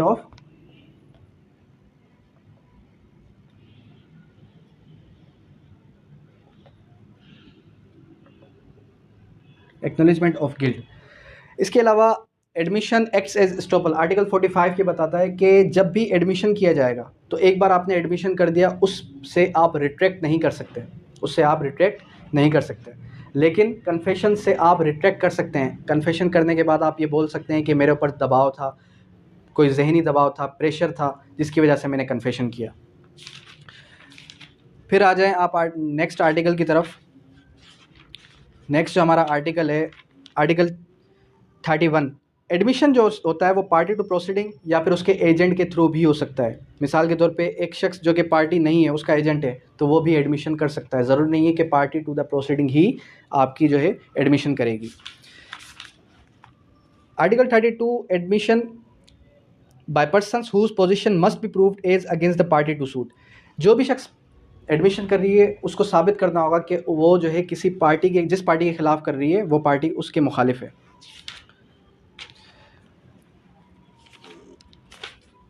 फिर आ जाएं आप आर्टिकल नंबर 37 और 38, बहुत इंपॉर्टेंट है आर्टिकल 37 और 38। आर्टिकल 37 क्या कहता है? Confession, cause, inducement, threat, promise irrelevant in criminal proceeding. Article 37 simple ये कहता है कि जब भी एडमिशन होगा, एडमिशन में क्या आ जाए? थ्रेट आ जाए, इंड्यूसमेंट आ जाए, या फिर इसके अलावा जो है प्रॉमिस आ जाए, तो ये हो जाएंगे आपके इररेलेवेंट। अब देखें पूरे के पूरे चैप्टर के अंदर हम पढ़ क्या रहे हैं? इस पूरे के पूरे चैप्टर रेलेवेंसी ऑफ फैक्ट के अंदर हम क्या पढ़ रहे हैं? रेलेवेंट इररेलेवेंट, रेलेवेंट इररेलेवेंट, कि कौन कौन सी बातें कहाँ कहाँ रेलेवेंट है और कौन कौन से हकाइक कहाँ कहाँ पर इररेलेवेंट है। अब होता है इस तरीके से कि किसी शख्स ने ज़बरदस्ती से, ज़ोर ज़बरदस्ती से किसी से क्या करवाया? कन्फेशन करवाया। अब हम क्या पढ़ रहे हैं? कन्फेशन पढ़ रहे हैं। जब किसी शख्स से कन्फेशन वो शख्स करवाएगा, दैट मीन्स उसने क्या किया? उसने उससे जो है कन्फेशन करवाया और उस कन्फेशन की कोई भी एविडेंटरी वैल्यू नहीं होगी। इस पर आर्टिकल 37। फिर आ जाएं आप आर्टिकल 38। आर्टिकल 38 और 39। 38 क्या कहता है? Confession of to police officer not to be proved. जब भी कन्फेशन किया जाएगा पुलिस ऑफिसर के सामने, जब भी कन्फेशन किया जाएगा पुलिस ऑफिसर के सामने, तो वो कन्फेशन नहीं है, उस कन्फेशन की कोई भी एविडेंटरी वैल्यू नहीं है। इसके अलावा confession in custody of police, police की कस्टडी में, पुलिस की कस्टडी में अगर कोई शख्स क्या करे? कन्फेस करे कि मैंने ये जुर्म किया है। अब कस्टडी में और जो है इन फ्रंट ऑफ पुलिस में क्या फ़र्क है? अब देखें, जब आप पुलिस की कस्टडी में होंगे, पुलिस की गिरफ्त में होंगे, डेफिनेटली आप जो है, आपके ऊपर प्रेशर होगा किस चीज़ का? पुलिस का, कि पुलिस मुझे मारेगी पीटेगी, इस वजह से मैं कन्फेशन करता हूँ, तो इसका आर्टिकल चेंज है। इसी के साथ अगर आप बात करें कि in front of police, police कहीं भी खड़ी है, आप जाके उसको कहते हैं कि मैंने ये जुर्म किया है, तो ये क्या है? Confession in front of police. तो दोनों की किसी भी किस्म की कोई एविडेंटरी वैल्यू नहीं है। अब जो कन्फेशन रिकॉर्ड होता है, इसको क्रॉस करते हैं। कन्फेशन को क्रॉस किस तरीके से करेंगे? क्योंकि हमारा सीआरपीसी का पोर्शन भी है आर्टिकल 164। आर्टिकल 164 जब आप ओपन करेंगे कोड ऑफ क्रिमिनल प्रोसीजर का, वो आपको बताएगा कि किस तरीके से आप कन्फेशन रिकॉर्ड करेंगे। कन्फेशन रिकॉर्ड किसके सामने किया जाता है? मैजिस्ट्रेट के सामने किया जाता है, और magistrate at the earliest possible opportunity करेगा, हैंडकफ्स रिमूव करेगा, पुलिस को रिमूव करेगा, और सारी जो फॉर्मेलिटीज़ हैं वो पूरी करके उसका कन्फेशन रिकॉर्ड करेगा। ये हो गया कन्फेशन। अब आ जाए नेक्स्ट आर्टिकल की तरफ। जो हमारा नेक्स्ट आर्टिकल है वो है आर्टिकल 40। आर्टिकल 40 एक्सेप्शन है। किसकी एक्सेप्शन है? आर्टिकल 38 और 39 की। आर्टिकल 38 और 39 ने हमें क्या बताया था? क्या बताया था आर्टिकल 38, 39 ने? कि पुलिस के सामने कन्फेशन नहीं है। इसकी एक्सेप्शन भी है। मिसाल के तौर पे आप पुलिस को ये कह दें कि मैंने जुर्म किया है, मैंने मर्डर किया है, और मर्डर की जो लाश है वो फलां कब्रिस्तान के अंदर है, और जो मेरे कपड़े, जिस कपड़ों में मैंने वो मर्डर किया वो मेरे घर पे पड़े हैं, और जो जिस खंजर से मैंने उसको मारा है वो खंजर भी मेरे घर पे पड़ा है। अब आपने क्या किया? आपने उसको प्रूफ भी दे दिए, आपने ये भी बता दिया कि वो लाश किधर है। इसको कहा जाता है उर्दू में इनकशाफी बयान। इसकी क्या है? ये आर्टिकल 38 और 39 की क्या है? ये एक्सेप्शन है। अंडरस्टैंड? आर्टिकल 38 और 39 की क्या है? ये एक्सेप्शन है। अब फर्दर ये कह रहा है कि how much of information received by accused may be proved, उसका कितना हिस्सा साबित करने की ज़रूरत है।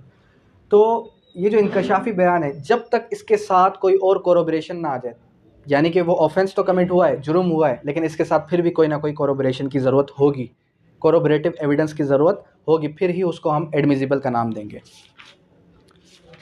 फिर आ जाएं आप नेक्स्ट आर्टिकल की तरफ। नेक्स्ट आर्टिकल आ जाता है आर्टिकल 43।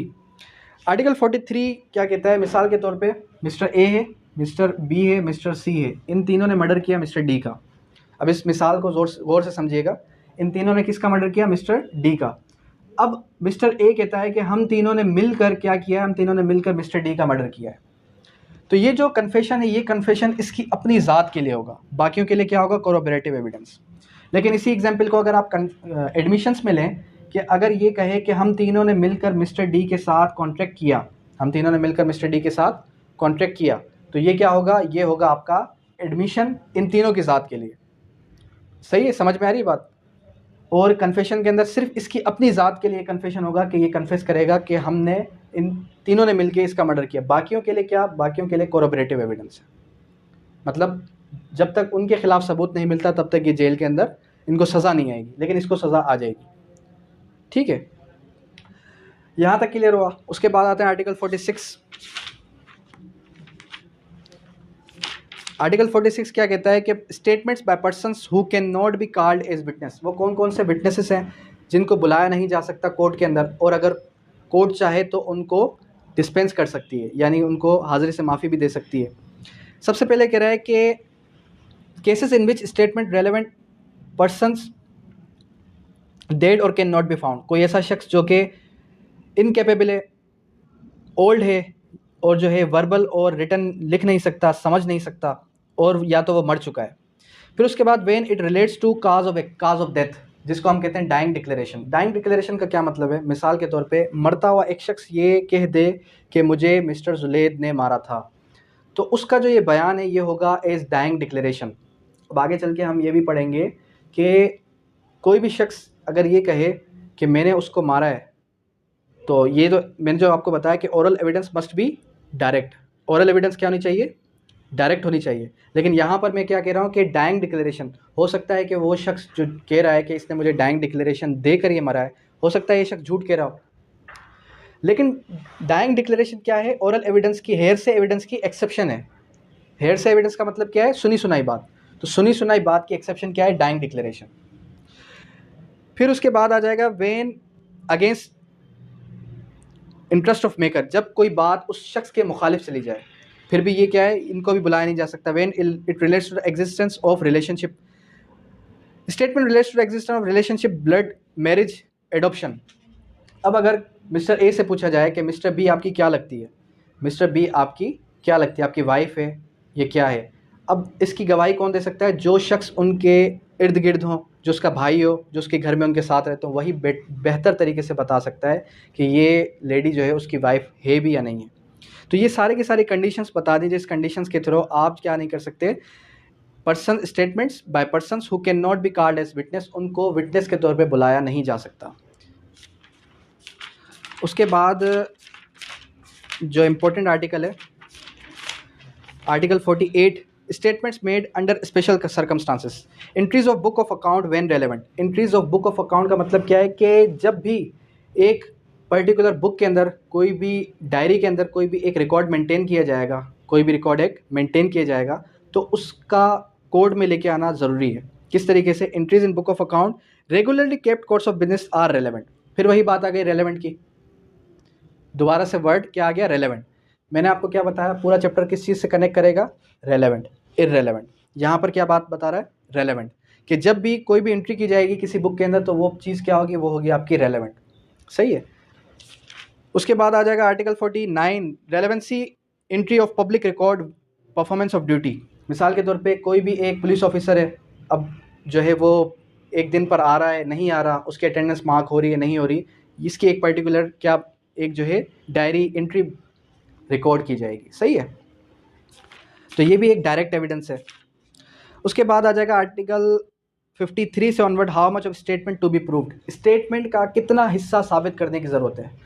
सिर्फ निचोड़ूंगा इस पूरे के पूरे चैप्टर को कि मिसाल के तौर पे जब आप एक भारी किताब ले जाते हैं अदालत के अंदर और आप ये कहें कि जज साहब ये पूरी की पूरी बुक जो है ये कानून शहादत ऑर्डर की है, आपको ये साबित करने की हरगिज़ ज़रूरत नहीं है। क्यों ज़रूरत नहीं है? क्योंकि यहाँ पर साफ लिखा है आर्टिकल 54 के अंदर, आर्टिकल 53 से ऑनवर्ड साफ बात लिखी है कि जब भी आप कोई भी एविडेंस, कोई भी लॉ, कोई भी केस लॉ पेश करेंगे तो आपको पूरी बुक साबित करने की ज़रूरत नहीं है। सिर्फ वो बात साबित करने की ज़रूरत है किताब के अंदर जो आपकी बात के साथ रेलेवेंट है, जो आपके केस के साथ क्या है, कनेक्टेड है, उसको साबित करने की ज़रूरत है। इसी के बाद फिर आ जाता है आपका article 54, previous judgments when relevant. आप अक्सर देखते हैं कि जो हमारे पास अदालत के अंदर प्रीवियस जजमेंट्स दी जाती हैं कि फ़लाँ केस के अंदर ऐसा हुआ, फ़लाँ केस के अंदर ऐसा हुआ, तो ये सब के सब क्या हैं, प्रीवियस जजमेंट्स। वो अगर आपके केस के साथ कनेक्टेड हैं, that means that is relevant to your case as per article 54।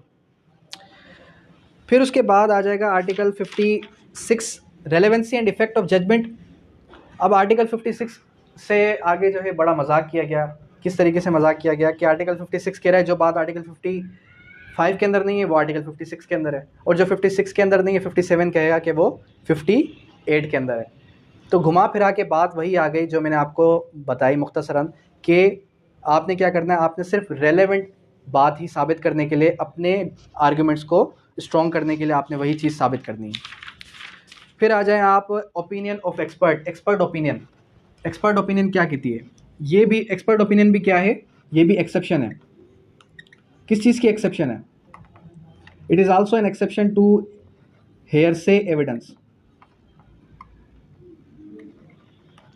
ये क्या है? हेयरसे एविडेंस की एक्सेप्शन है। अब आर्टिकल नंबर 59 से ऑनवर्ड हमें क्या बता रहा है? आर्टिकल 59 से ऑनवर्ड हमें बता रहा है हेयरसे एविडेंस की एक्सेप्शन। मिसाल के तौर पे कोई भी शख्स जो कि स्किल्ड है, अब इसके अंदर वर्ड्स क्या याद रखने हैं, कोई भी शख्स स्किल्ड है, किस चीज़ में स्किल्ड है? फिंगर एक्सप्रेशन में, फॉरेन लॉ में, साइंस में, आर्ट में, या फिर हैंड राइटिंग में, तो इन सब की जो गवाही है वो एडमिजिबल है। एक डॉक्टर से पूछा जाए कि इस शख्स की, इस मुर्दा की जो मौत हुई है वो कैसे हुई है, और वो देख कर ही बता दे कि इसका मर्डर हुआ है। अब उसने देखा नहीं है, उस शख्स ने, उस डॉक्टर ने देखा नहीं है, लेकिन वो अपने एक्सपीरियंस से बता रहा है कि इसका मर्डर हुआ है। अब इसका मर्डर कैसे हुआ है? इसका मर्डर हुआ है जो है गला घोट के इसका मर्डर हुआ है। ये भी उसने किस तरीके से बताया, ये भी उसने as per his experience share किया। अगर कोई शख्स फॉरेन लॉ में एक्सपर्ट है तो फॉरेन लॉ को अगर कोर्ट कर रहा है कोर्ट के सामने, दैट मीन्स कि ही इज़ एन एक्सपर्ट। ठीक है। फिर फर्दर बताया कि साइंस में अगर कोई एक्सपर्ट है, आर्ट में कोई एक्सपर्ट है, तो ये सब के सब क्या हैं? These such persons are called experts. और इसके अंदर एक अमेंडमेंट भी आई थी कि बॉम्ब और एक्सप्लोजल जो है वो भी इसके अंदर ऐड किए जाएंगे। उसके बाद 61 इंपॉर्टेंट है। 61 क्या कहता है? Opinion as to handwriting when relevant. जब भी आपकी लिखाई किसी पुरानी लिखाई से मैच नहीं कर रही तो आप क्या करेंगे? आप किसी एक्सपर्ट के पास ले जाएंगे, और एक्सपर्ट के पास ले जाने के बाद वो एक्सपर्ट चेक करके बताएगा कि आइदर इट इज़ रेलेवेंट और not, either it is relevant और नॉट। फिर आ जाएं आप किसकी तरफ? आप आ जाएं opinion as to relationship when relevant. मिसाल के तौर पे एक मेल है और उसका कोई रिलेशन है एक फ़ीमेल के साथ। अब जाहिर सी बात है इर्द गिर्द के सारे लोग कह रहे हैं कि ये इसकी वाइफ नहीं है, तो कौन बता सकता है, कौन ओपिनियन, कौन अपनी राय दे सकता है कि आया कि वो शख्स, वो लेडी उसकी वाइफ है या नहीं है? डेफिनेट सी बात है कि जो उसके घर के अंदर रह रहे हैं, डेफिनेट सी बात है कि ऐसे लोग जो उसके साथ रह रहे हैं, उसका सगा भाई, उसकी सगी माँ, ये लोग बता सकते हैं कि वो उसकी वाइफ है या नहीं है।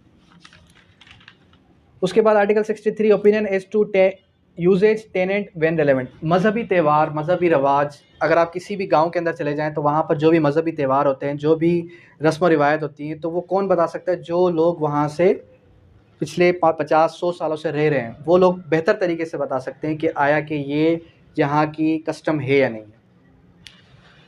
फिर next article grounds of opinion when relevant. अब आपने वजह भी बतानी है कि आपने किस वजूहात पर ये ओपिनियन दी है कोर्ट के सामने। फिर article 66 character when relevant. In civil cases character to prove conduct imputed irrelevant. Civil cases के अंदर कैरेक्टर जो है वो क्या होगा? इररेलेवेंट होगा। और क्रिमिनल केसेस के अंदर प्रीवियस गुड कैरेक्टर क्या है? रेलेवेंट है। प्रीवियस गुड कैरेक्टर रेलेवेंट है। बस ये दो आर्टिकल्स इस चैप्टर के अंदर आपने याद रख लेना है। फिर आर्टिकल 70 से ऑनवर्ड बड़ा ही इंपॉर्टेंट चैप्टर क्या बताएगा हमें? Oral evidence. ओरल एविडेंस क्या है? मिसाल के तौर पे मैं कहूँ कि मैंने किसी को जुर्म करते हुए देखा, मैंने उसको मारते हुए देखा, ये सब क्या है, ओरल एविडेंस है। डायरेक्ट इसको क्या होना चाहिए, डायरेक्ट होनी चाहिए। आर्टिकल 70 कहता है कि एविडेंस मस्ट बी डायरेक्ट। फिर आर्टिकल 71 कहता है कि hearsay evidence is no evidence. फिर फर्दर उसकी एक्सेप्शन बता दी, where there is general rule there is an exception. जहाँ जहाँ आपको जनरल रूल मिलेगा वहाँ वहाँ पर आपको उसकी एक्सेप्शन भी मिलेगी। अब जनरल रूल ने तो सिंपली ये बताया कि भाई जो भी एविडेंस आप ओरली देंगे वो होना चाहिए डायरेक्ट।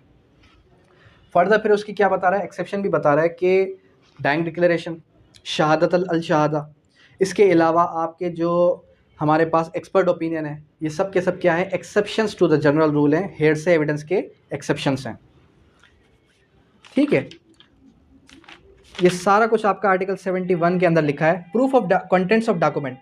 अब यहाँ पर आर्टिकल 72 से ऑनवर्ड आएगा आपका documentary evidence. Contents of documents में बी प्रूव्ड आइदर प्राइमरी और सेकेंडरी। प्राइमरी और सेकेंडरी में क्या डिफरेंस है? प्राइमरी क्या है, ओरिजिनल डॉक्यूमेंट। सेकेंडरी क्या है, उसकी फोटोकॉपी। आर्टिकल 73 बताएगा प्राइमरी एविडेंस क्या है। आर्टिकल 74 एक पूरी की पूरी लिस्ट बताएगा जिसके अंदर हमें बताया जाएगा कि सेकेंडरी एविडेंस क्या है। अब आर्टिकल 73 के अंदर क्या लिखा है? आर्टिकल 73 के अंदर सिंपली ये बात लिखी है कि हमारे पास जो प्राइमरी एविडेंस हैं, कोई भी डॉक्यूमेंट इटसेल्फ हो या फिर एग्जीक्यूटेड इन सेवरल पार्ट्स हो, वो सब के सब क्या है, प्राइमरी एविडेंस है। इसके अलावा कोई भी ऐसा डॉक्यूमेंट है जिसका आधा हिस्सा आपके पास है, आधा किसी और के पास है, वो भी प्राइमरी एविडेंस है। फिर इसके अलावा अगर कोई भी डॉक्यूमेंट, नंबर ऑफ डॉक्यूमेंट्स हैं जो कि यूनिफॉर्म प्रोसेस के थ्रू हुए हैं, तो वो भी सब क्या है, प्राइमरी एविडेंस है। और कोई भी डॉक्यूमेंट जो कि प्रिंट आउट हो, प्रिंट आउट किस तरीके से, आप प्रिंटर से कोई भी डॉक्यूमेंट प्रिंट आउट करवाते हैं, एक आपने प्रिंट करवाया और आपने उसकी 10 फोटोकॉपीज़ निकलवाई, जो आपने प्रिंट करवाया है वो क्या है, वो प्राइमरी एविडेंस है, और जो आपने फोटोकॉपीज़ करवाई हैं वो सब के सब क्या है, सेकेंडरी एविडेंस है। यहाँ तक क्लियर हो गया। फिर आते हैं हम किसकी तरफ, आर्टिकल 74। आर्टिकल 74 के अंदर एक लंबी लिस्ट बताई गई कि सर्टिफाइड कॉपीज़ जो होंगी वो भी आपकी क्या होंगी, सेकेंडरी एविडेंस होंगी। और जितने भी डॉक्यूमेंट्स हैं जो कि किसके ज़रिए से हो, जो कि फ़ोटोकॉपीज़ के ज़ुमरे में हो, ये सब के सब आपके सेकेंडरी एविडेंस हैं। फिर आएगा article 75, proof of document by primary evidence. Document must be proved by primary accept in cases mention. मतलब कि जब भी आप डॉक्यूमेंट देंगे प्राइमरी ही देंगे, प्राइमरी से ही आप साबित करेंगे कि ये चीज़ मेरी है, ये चीज़ मेरी नहीं है। लेकिन कुछ कंडीशंस बता दी कि आप वहाँ पर सेकेंडरी एविडेंस भी दे सकते हैं, यानी उसकी फ़ोटोकॉपीज़ भी दे सकते हैं। जब ओरिजिनल डॉक्यूमेंट आपके पास हो ही ना, ओरिजिनल डॉक्यूमेंट्स एडवर्स पार्टी के पास है, डेफिनेट सी बात है आप कायल ही नहीं है इस चीज़ की कि आपको मजबूर किया जाए कि आप ओरिजिनल लेकर आएँ। आप क्या करेंगे, आप उसकी फ़ोटोकॉपी प्रेजेंट करेंगे। फिर क्या है, अगर डॉक्यूमेंट बल्कि इन नेचर है, बहुत ही वजनी है, इतना वजनी कि आप उसको कोर्ट में मूव ऑन नहीं कर सकते। इसके अलावा अगर कोई डॉक्यूमेंट ऐसा है कि जो रजिस्ट्रार के पास है, रजिस्ट्रार क्या करेगा, उसका सच्चा नकुल बना के देगा, तो वो जो उसकी सर्टिफाइड ट्रू कॉपी देगा आपको, वो आप जमा करवाएंगे कोर्ट के अंदर। तो ये सारी की सारी कंडीशंस बता दी गई हमें कि जब आप जो है कोर्ट के अंदर सेकेंडरी एविडेंस पेश करेंगे। फिर आर्टिकल आ जाएगा आपका 85 और 86। 85 और 86 किस चीज़ से डील करता है? आर्टिकल 85 और 86 बात करता है public and private documents. Public documents कौन कौन से हैं? पब्लिक डॉक्यूमेंट्स के लिए याद ये रख लें कि जिस डॉक्यूमेंट तक आपकी रसाई है। अगर मेरे निकाहनामे तक आपकी रसाई है तो डेट मीन्स के वो क्या है, वो हो गया आपका पब्लिक डॉक्यूमेंट। निकाह हुआ नहीं है, लेकिन एक एग्जाम्पल के तौर पे समझा रहा हूँ कि मिसाल के तौर पे एक ले मैन के निकाहनामे तक आपकी रसाई है। रजिस्टर्ड निकाहनामा वो क्या हो जाएगा, वो हो जाएगा पब्लिक डॉक्यूमेंट। अनरजिस्टर्ड निकाहनामा होगा तो वो क्या हो जाएगा, प्राइवेट डॉक्यूमेंट हो जाएगा।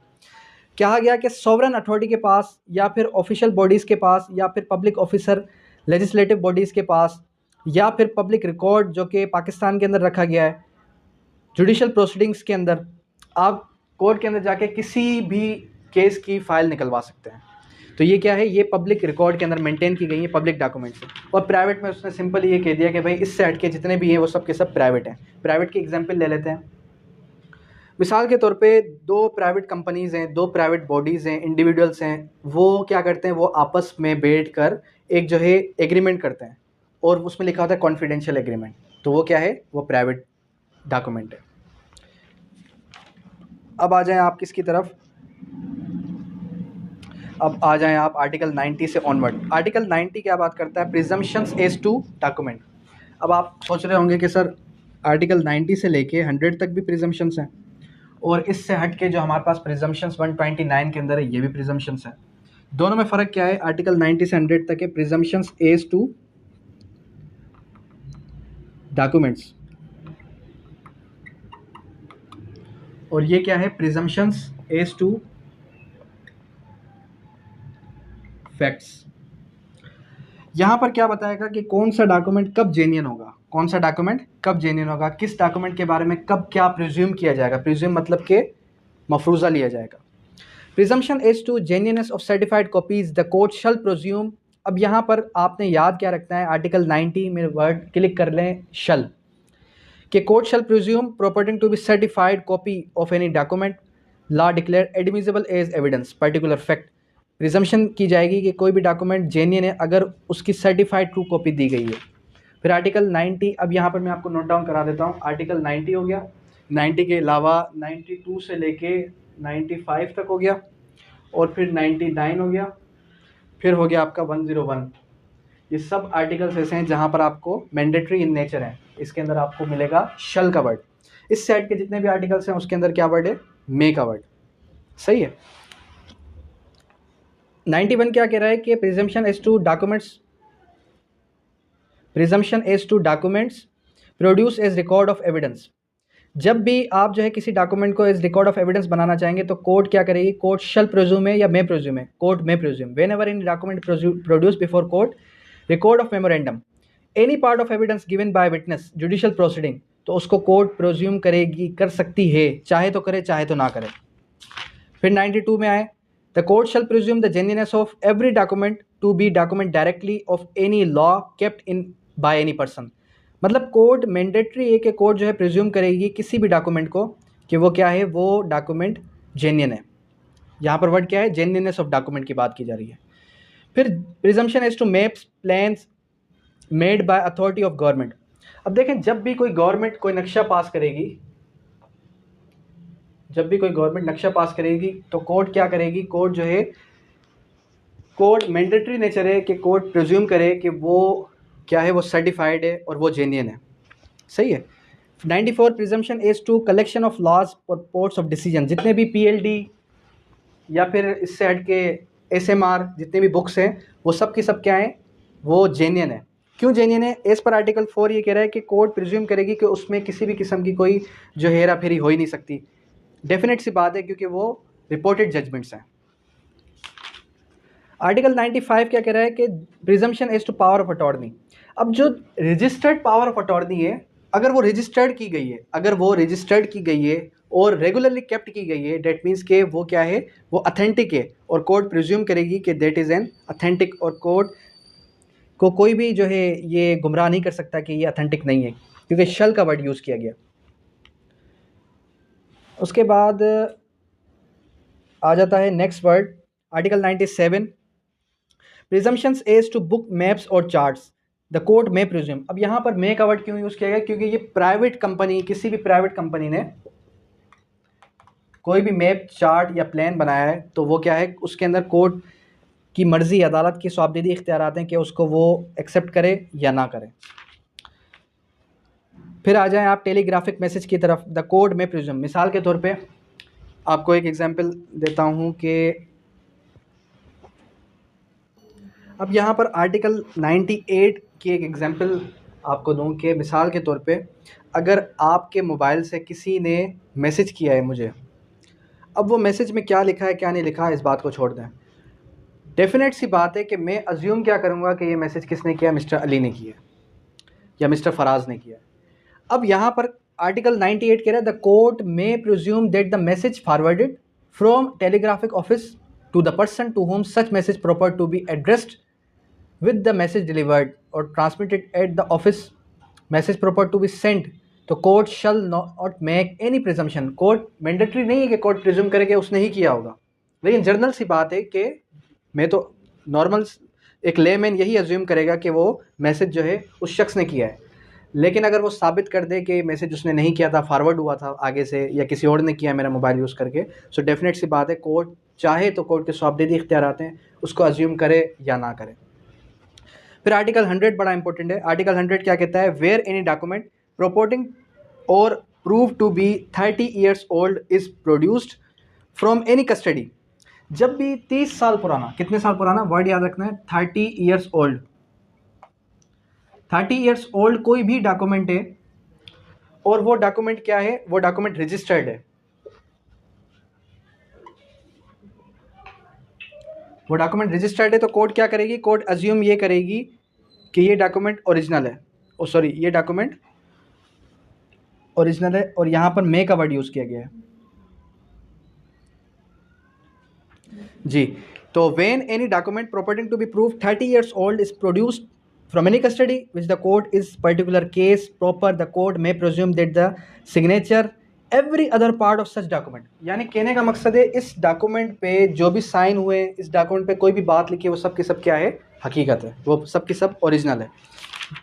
फिर आ जाएं आप आर्टिकल 102 से onward, exclusion of oral by documentary evidence. इससे आपको क्या समझने को मिलता है? इस पूरे के पूरे चैप्टर के अंदर एक बात लिखी गई है जो कॉमन बात है, वो ये कि जब भी आप कोर्ट के अंदर ओरल गवाही ले गए, आपकी एडवर्स पार्टी डॉक्यूमेंट्स ले गई ओरिजिनल, क्या ले गई? डॉक्यूमेंट्स, डॉक्यूमेंट्री एविडेंस ले गई, उसकी बात को तरजीह ज़्यादा दी जाएगी आपकी बात से, आपकी बात को एक्सक्लूड कर दिया जाएगा। क्या कर दिया जाएगा?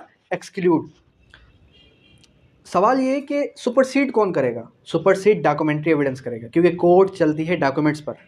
ये जो वर्ड डॉक्यूमेंट्री एविडेंस है इसके अंदर क्या है? प्राइमरी और secondary.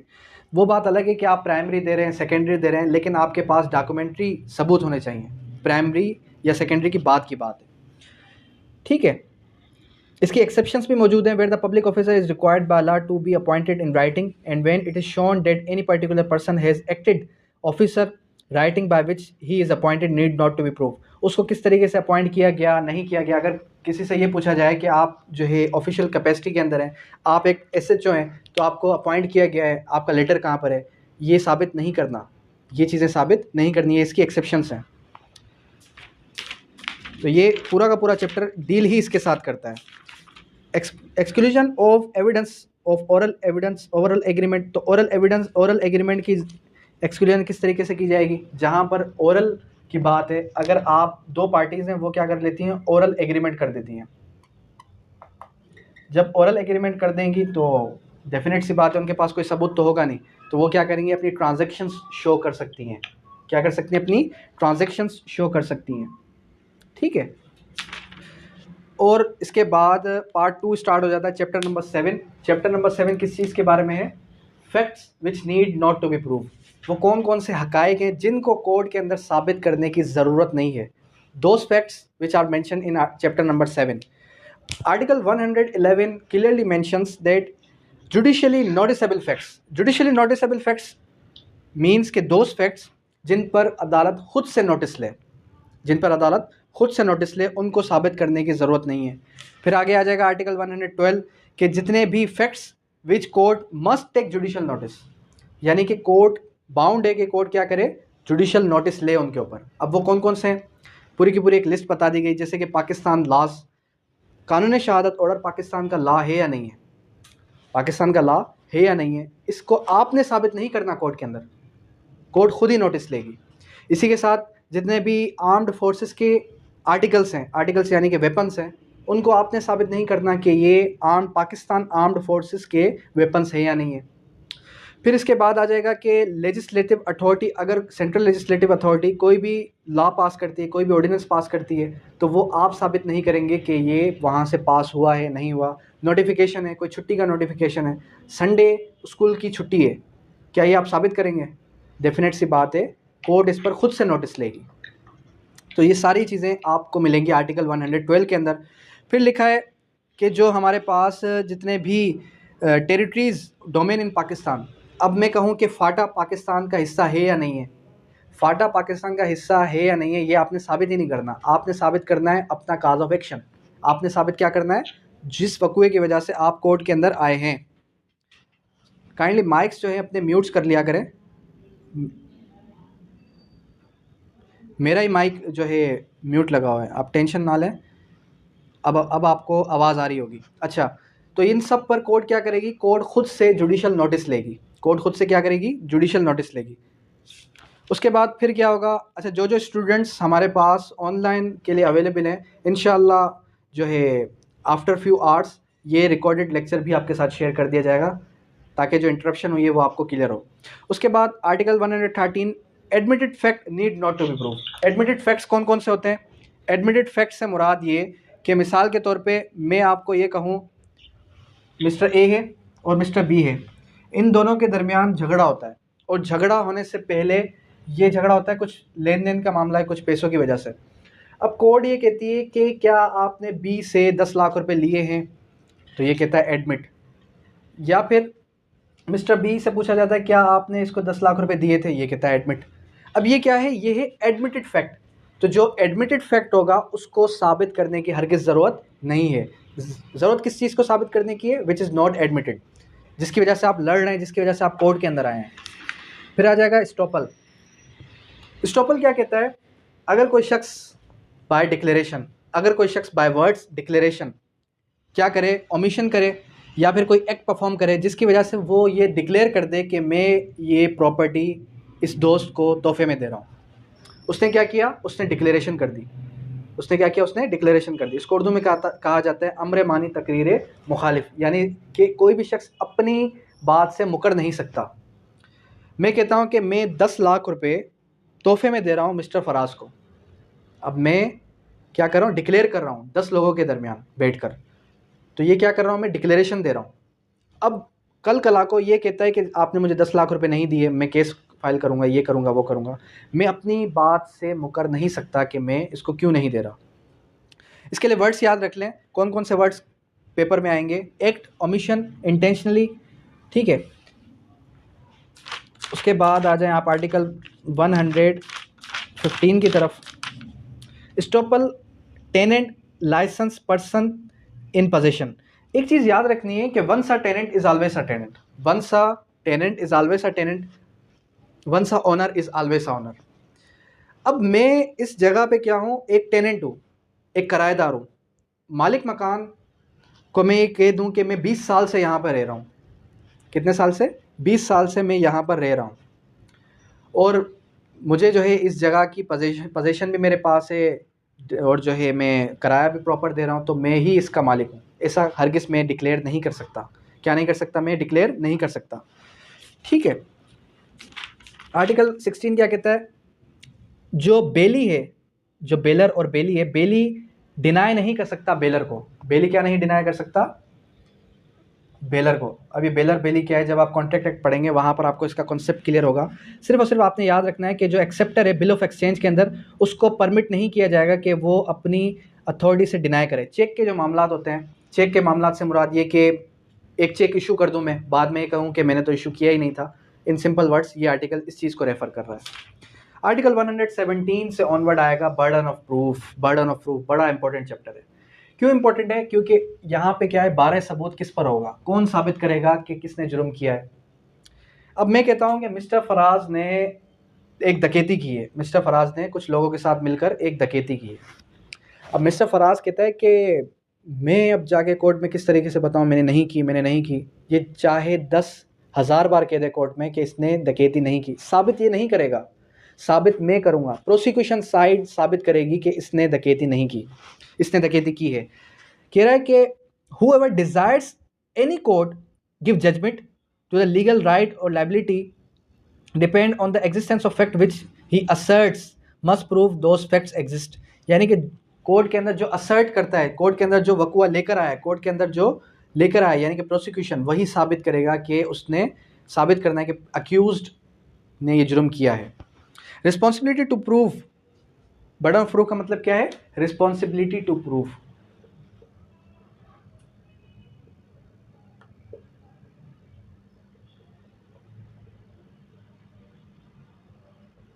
Responsibility to proof of certain fact. उसके बाद burden of proof lies upon who asserts not upon who denies. जो जवाब दे दे, जो कह दे कि मैंने जुर्म नहीं किया, उसने साबित नहीं करना। साबित किसने करना है? कि जो असर्ट करे, जो लेकर आए मुकदमा। फिर आ जाए article number 118 to whom burden of proof lies. The burden of proof lies suit in proceeding upon the person who fail no evidence inside. मतलब कि जाहिर सी बात है, जब आप सिविल के अंदर जाएंगे तो सिविल के अंदर प्लेंटिफ साबित करेगा और जो हमारे पास क्रिमिनल के अंदर प्रोसिक्यूशन साबित करेगा। फिर इंपॉर्टेंट जो आर्टिकल आ जाता है 121 किस चीज़ के साथ रेफर कर रहा है? 121 जो है इसको क्रॉस रेफरेंस करें किसके साथ? जर्नल एक्सेप्शंस के साथ। जर्नल एक्सेप्शंस क्या कहती हैं? कल इंशाल्लाह हम पढ़ेंगे आर्टिकल सेक्शन 76 से लेके 106 तक जर्नल एक्सेप्शंस। मिसाल के तौर पे मैं कहूँ कि मैंने उस शख्स को मारा तो है, लेकिन उस वक्त मैं अपने होश व हवास में नहीं था, मैं नशे की हालत में था और मुझे नशा मिस्टर फराज ने दिया था और जनरली मैं नशा करता नहीं हूँ। मैं कहूँ कि जिस वक्त इस शख्स ने ये जुर्म किया वो माइनर था, तो ये क्या है? ये जर्नल एक्सेप्शंस है। अब यहाँ पर क्या होगा? यहाँ पर एज पर आर्टिकल 121 जो बर्डन ऑफ प्रूफ है वो प्रोसिक्यूशन से शिफ्ट हो जाएगा किस पर? अक्यूज पे। किस पर शिफ्ट हो जाएगा? अक्यूज की तरफ शिफ्ट हो जाएगा। ठीक है। फिर नेक्स्ट आर्टिकल हमारा आ जाता है आर्टिकल 123 और 124। बड़ा इंपॉर्टेंट है 123 124, ज़रा समझें। या आपने अक्सर मूवी देखी होगी जो अक्षय कुमार की मूवी थी जोली LLB। उसके अंदर क्या होता है? उसके अंदर एक जो है बूढ़ा आदमी आता है और वो कहता है कि मैं इतने सालों से कोर्ट के अंदर चक्कर लगा लगा के थक गया, साबित नहीं कर पा रहा कि मैं क्या हूँ, मैं ज़िंदा हूँ। अब ये आर्टिकल 23 और 24 123 और 124 एक दूसरे के साथ कनेक्टेड है। किस वजह से कनेक्टेड है? कह रहे burden of proving death of person known to have been alive within 30 years. एक शख्स जिंदा है 30 सालों से, एक शख्स जिंदा है 30 सालों से, और आप जाके कहते हैं कि वो शख्स मर गया है। अब यहाँ पर आपने साबित करना होगा कि वो शख्स मर चुका है। आप डेथ सर्टिफिकेट ले जाएंगे, साबित हो जाएगा। डेथ सर्टिफिकेट निकालना कोई मसला है ही नहीं किसी का। 124 इसका उलट है, जो डिपेंड करता है मूवी पर, जोली LLB की मूवी पर। वो क्या कहता है? आर्टिकल 124 सिंपल ये कहता है कि एक शख्स गुमशुदा है 7 सालों से, 7 सालों से उसका कोई अता पता था ही नहीं और उसका डेथ सर्टिफिकेट भी इशू हो गया।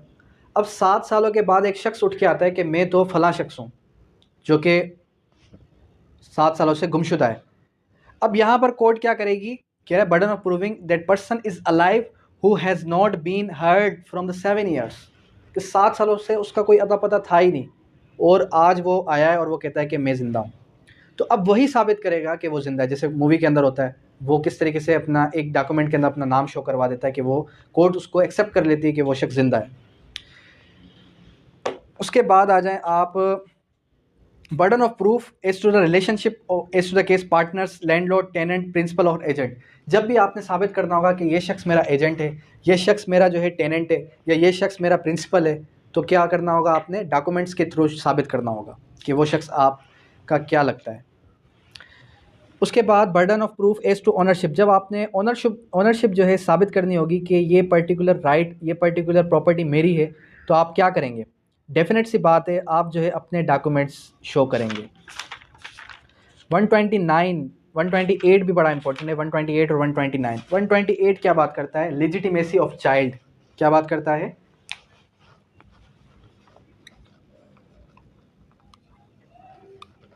Legitimacy of child. Legitimacy of child क्या है? किसी बच्चे का जायज़ होना, किसी बच्चे का जायज़ होना। इलिजिटिमेट हम कहते हैं नाजायज़ बच्चे को। एक बच्चा है जो पैदा होता है शादी होने के 6 महीने बाद। अब इसको गौर से समझिएगा, 6 महीने बाद एक बच्चा पैदा होता है और शादी ख़त्म होने के बाद, डाइवोर्स होने के बाद 2 साल तक, 2 इयर्स के अंदर अंदर अगर एक बच्चा पैदा होता है, तो क्या ये बच्चा जायज़ है? आपका जहन क्या कहता है? जायज़ है? नहीं जायज़। लेकिन कानून शहादत ऑर्डर कहता है कि ये बच्चा जायज़ है। कुरान पाक की आयत कहती है बच्चा जायज़ है। किस वजह से? इसको एक्सप्लेन करता हूँ।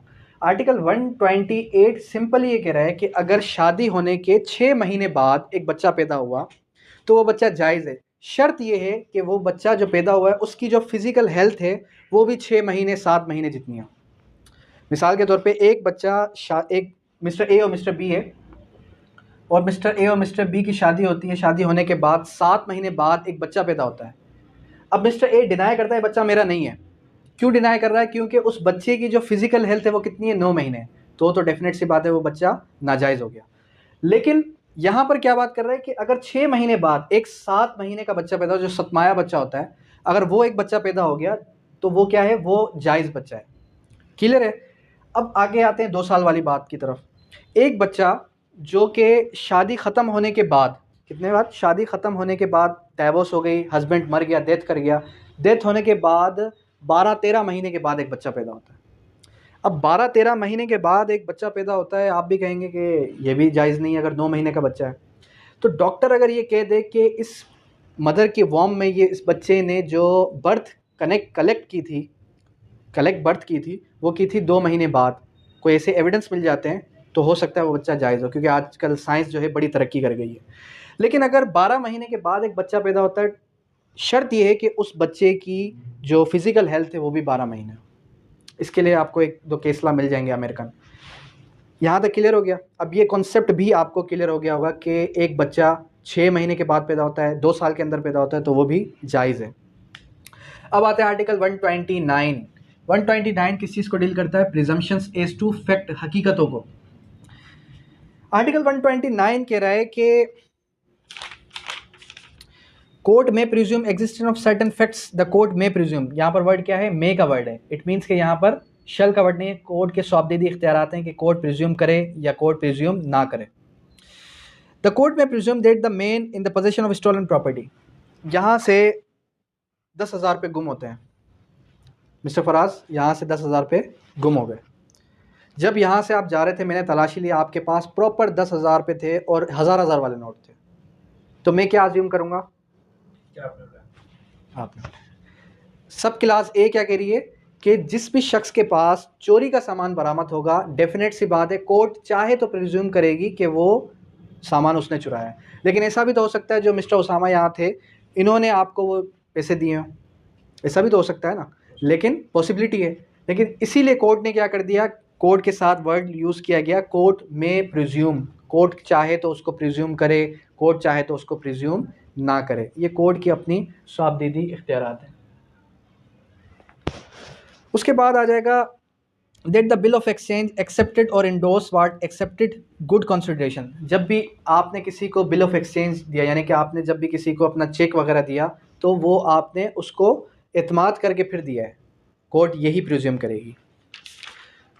और जो आर्टिकल 129B के बारे में मैं बता रहा था, आर्टिकल 129B भी यहाँ पर मेंशन है, that the accomplish is unworthy of credit, कि अकम्प्लिस जो है शरीक जुर्म काबिल एतमाद के लायक नहीं है, उस पर आप एतमाद नहीं कर सकते। 130 से ऑनवर्ड क्या डिस्कस करेंगे हम, order of examination of witness. Witness की जो गवाही होती है, जो आपने अक्सर कोर्ट के अंदर देखा होगा, examination in chief, cross, re examination, ये अक्सर जो आपकी इंटरेस्टिंग चैप्टर है यहाँ से स्टार्ट होगा।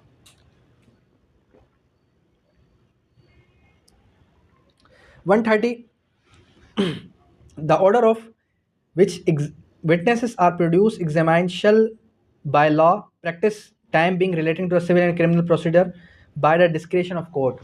अब यहाँ पर ये है कि जब भी कोर्ट के अंदर ऑर्डर ऑफ एग्जामिनेशन की जाएगी तो वो की जाएगी एज पर प्रैक्टिस और एज पर लॉ। लॉ के अंदर जो बताया गया उसके तहत, या फिर किसके तहत, या फिर जो कोर्ट की प्रैक्टिस है। और यहाँ पर फर्दर ये बता दिया गया कि एज पर डिस्क्रिशन ऑफ कोर्ट। क्या बता दिया गया, 130 ने बताया कि डिस्क्रिएशन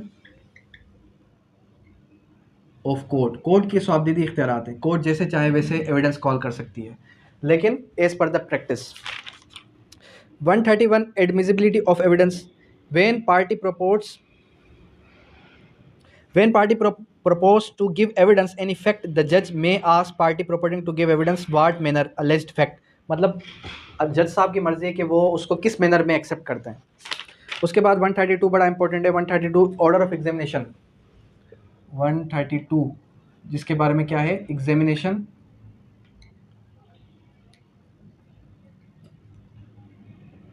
in chief. Examination in chief 132 क्या कह रहा है, 132 कह रहा है the examination of a witness by the party who calls him shall called examination in chief. गवाह का पहला बयान, जब भी एक गवाह आता है उसका पहला बयान जो रिकॉर्ड किया जाता है वो कौन रिकॉर्ड करता है, वो करता है कॉलिंग पार्टी। उसके बाद the examination of witness by the adverse party. क्या एडवर्स पार्टी, ये सवाल आया था लास्ट टाइम कि एडवर्स पार्टी क्या करेगी, एडवर्स पार्टी आपका क्रॉस करेगी, आपसे ऐसे सवालात करेगी जिसमें आप कहीं ना कहीं झूठ बोल दें, या चीफ में आपने कुछ और कहा, क्रॉस में कुछ और कहा, तो यहाँ पे चेन टूट गई। जब चेन टूटी तो ये प्रोसिक्यूशन साइड को फेवर दे जाएगी।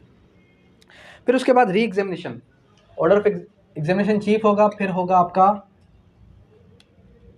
क्रॉस एग्जामिनेशन, और क्रॉस के बाद क्या होगा, री एग्जामिनेशन। क्रॉस कौन करेगा, एडवर्स पार्टी करेगी, और क्रॉस करने के बाद जो आपकी कॉलिंग पार्टी है उसको ऐसा लगता है कि यार मेरी पार्टी ने कुछ गलती कर दी, क्रॉस में कुछ ऐसी बात कर दी जो उसको नहीं करनी चाहिए थी, तो वो क्या कर सकता है, वो दोबारा से री एग्जामिनेशन कर सकता है, अपनी ही पार्टी का री एग्जामिनेशन कर सकता है, और वो वही सवालात करेगा जो क्रॉस में पूछने चाहिए थे, इसमें पूछने चाहिए थे जो कि क्रॉस में पूछने चाहिए थे। उसके बाद आ जाए नेक्स्ट आर्टिकल की तरफ।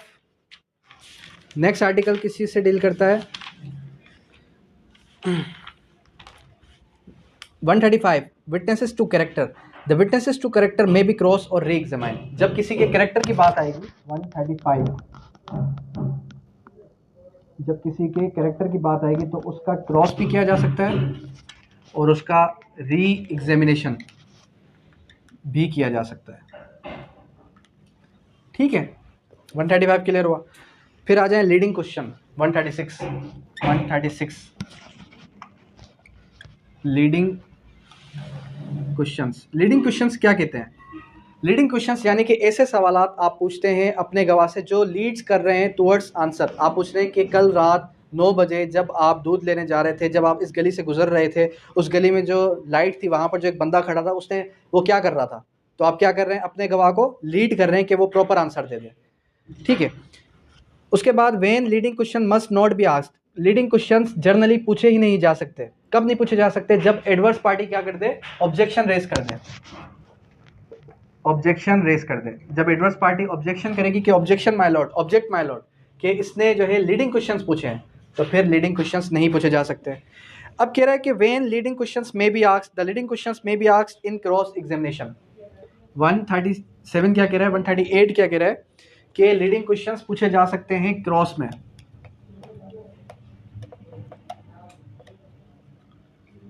क्रॉस एग्जामिनेशन के अंदर लीडिंग क्वेश्चंस पूछे जा सकते हैं। फिर आ जाएगा आपका 140 cross examination as to previous statement in writing.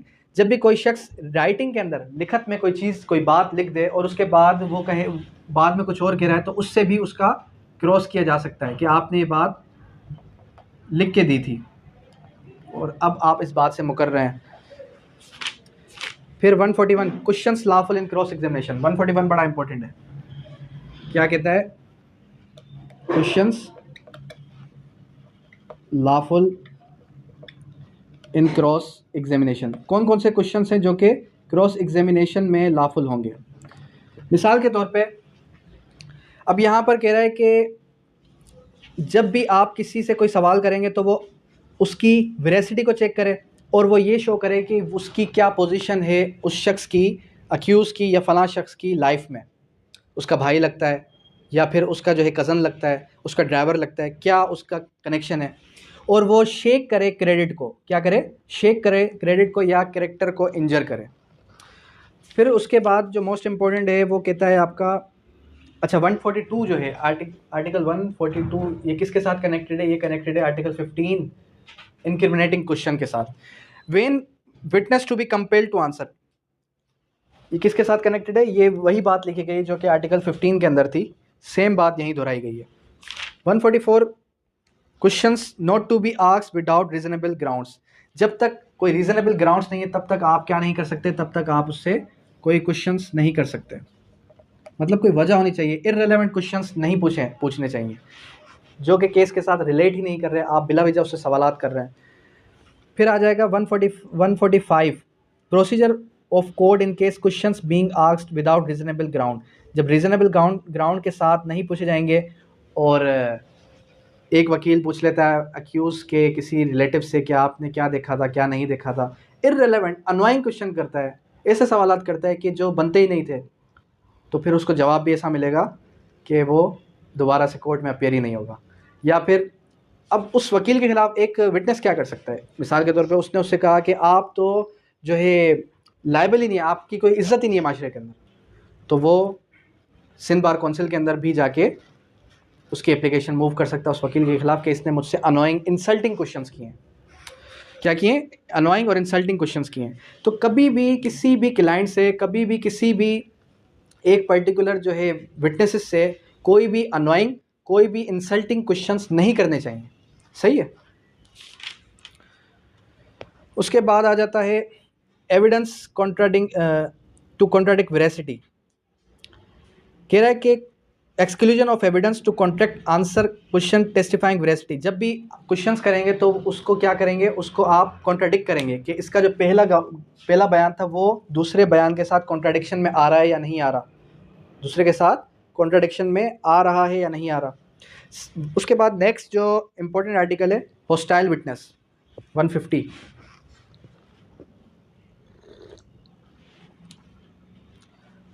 क्या कहता है? होस्टाइल विटनेस, मुनहर्रिफ गवाह, ऐसा गवाह कि जो अपनी बात से मुकर जाए।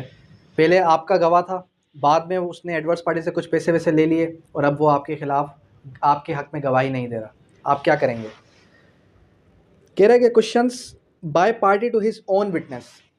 जब आपको ऐसा लगे कि आपका गवाह मुकर चुका है, अब ये मज़ीद आपका गवाह है ही नहीं, आप क्या करेंगे? आप किस में चले जाएंगे? आप चले जाएंगे एज पर आर्टिकल 150 एक एप्लीकेशन मूव करेंगे। एप्लीकेशन मूव करने के बाद क्या होगा? एप्लीकेशन मूव करने के बाद अपनी ही पार्टी से आप ऐसे सवाल कर सकते हैं जो क्रॉस में करने चाहिए थे। ठीक है, क्लियर है?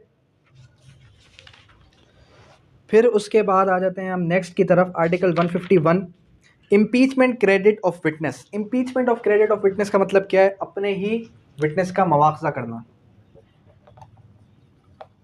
इम्पीचमेंट क्रेडिट ऑफ विटनेस के क्रेडिट का क्या करना? मवाखज़ा करना, यानी कि उसकी क्रेडिबिलिटी को शेक करना कि ये गवाही के काबिल नहीं है, इसने पहले भी कोई झूठी गवाही दी है, ये पहले भी गुमराह करता रहा है कोर्ट को, इस तरीके के उससे सवालात करना। उससे क्या होगा? मवाखज़ा होगा। अब यहाँ पर वर्ड्स देखें, वर्ड्स क्या है? May be impeached by the following ways. कौन कौन से वेज बताए गए हैं? By evidence person who testify that they knowledge of witness believe him unworthy of credit है, अनवर्दी ऑफ क्रेडिट, काबिल एतमाद के लायक नहीं है, या ये ब्राइब्ड हो चुका है, एडवर्स पार्टी से इसने कुछ पैसे ले लिए हैं। इस तरीके से आप क्या कर सकते हैं? उसके क्रेडिबिलिटी को शेक कर सकते हैं। फिर नेक्स्ट आर्टिकल आ जाता है हमारा, उसके बाद जो मोस्ट इम्पोर्टेंट आर्टिकल है आपका वो है आर्टिकल 151 155। किस चीज़ से डील करता है? Refreshment of memory. Refreshment of memory. अब ये जो आर्टिकल है, इसके लिए आपने वर्ड याद रखना है कि जब भी कोई शख्स ये कहे कि मैंने अपनी मेमोरी को रिफ़्रेश करने के लिए एक जो है पर्टिकुलर डॉक्यूमेंट देखना है, या मैं किसी से कुछ पूछना चाहता हूँ। अब जैसे कि 172 जब आप सेक्शन पढ़ेंगे 172 CRPC, तो 172 CRPC कहता है मेंटेनेंस ऑफ पुलिस डायरी, और ये एक प्रिविलेज डॉक्यूमेंट है जो सिर्फ और सिर्फ पुलिस के पास ही होगा, आम बंदा इसको नहीं देख सकता। लेकिन उस डॉक्यूमेंट को देखने के लिए एक पुलिस वाला क्या करता है? अपनी मेमोरी को रिफ्रेशमेंट करने के लिए वो डॉक्यूमेंट ओपन करता है, तो एडवर्स पार्टी के पास राइट आ जाता है कि वो क्या करे? उस डॉक्यूमेंट्स को चेकआउट करे, देखे। अ विटनेस में while under examination afresh his memory by referring to any writing made by himself at the time of transaction concerning he is questioned। जब उससे सवाल किया जाए तो वो क्या कर सकता है? अपनी मेमोरी को रिफ़्रेश करने के लिए कर सकता है। इन सिंपल मैनर आर्टिकल 155 कहना सिंपल ये चाहता है कि कोई भी गवाह, चाहे वो पुलिस वाला हो, चाहे वो कोई भी शख्स हो, मेमोरी को रिफ़्रेश करने के लिए क्या कर सकता है? कोई भी किताब ओपन कर सकता है। जब भी ओपन करेगा तो एडवर्स पार्टी के पास राइट आ जाएगा कि वो उस डॉक्यूमेंट को देख सके। फिर आ जाए आप आर्टिकल 150, फिर आ जाए आप 161 जजेस power to put questions order of production. 161 क्या कह रहा है? 161 कह रहा है द जजेस में, मतलब कि डिस्क्रिशन ऑफ कोर्ट है, डिस्क्रिशन ऑफ जज है। जज की ये डिस्क्रिशन है कि किसी भी स्टेज पे किसी भी पार्टी से किसी भी विटनेस से कोई भी सवाल कर सकता है, कोई सा भी सवाल कर सकता है जो कि रेलेवेंट हो किसके साथ, केस के साथ। अब होता कुछ इस तरीके से कि जज साहब उससे पूछते हैं कि आप ये बताएं कि आप जो है उस वक्त वहाँ पर क्या कर रहे थे, या आप ये बताएं कि आप जब वहाँ गए तो आपने जो ऑफेंस होते हुए देखा तो आप जो है उस टाइम अपने मेंटल कॉन्शियस में थे या नहीं थे। अब ये वकील को सवाल करने चाहिए, एडवर्स को करने, लेकिन जज साहब देखता है यार वो वकील जो है इतना टाकेटिव नहीं है, तो चलो मैं ही कर लेता हूँ। तो जज भी कर सकता है एज पर आर्टिकल 161। जज की डिस्क्रिशन है कि जज जो सवाल करना चाहे वो पूछ सकता है किसी भी पार्टी से, विटनेसेस से, ठीक है, इस पर आर्टिकल 161। उसके बाद बड़ा इंपॉर्टेंट आर्टिकल है 163। 163 को ओपन करें। अच्छा ये क्या है, ये है improper admission and rejection of evidence. 163 acceptance and denial on oath. क्या कह रहा है, when the plaintiff takes oath his claim the court shall on the application.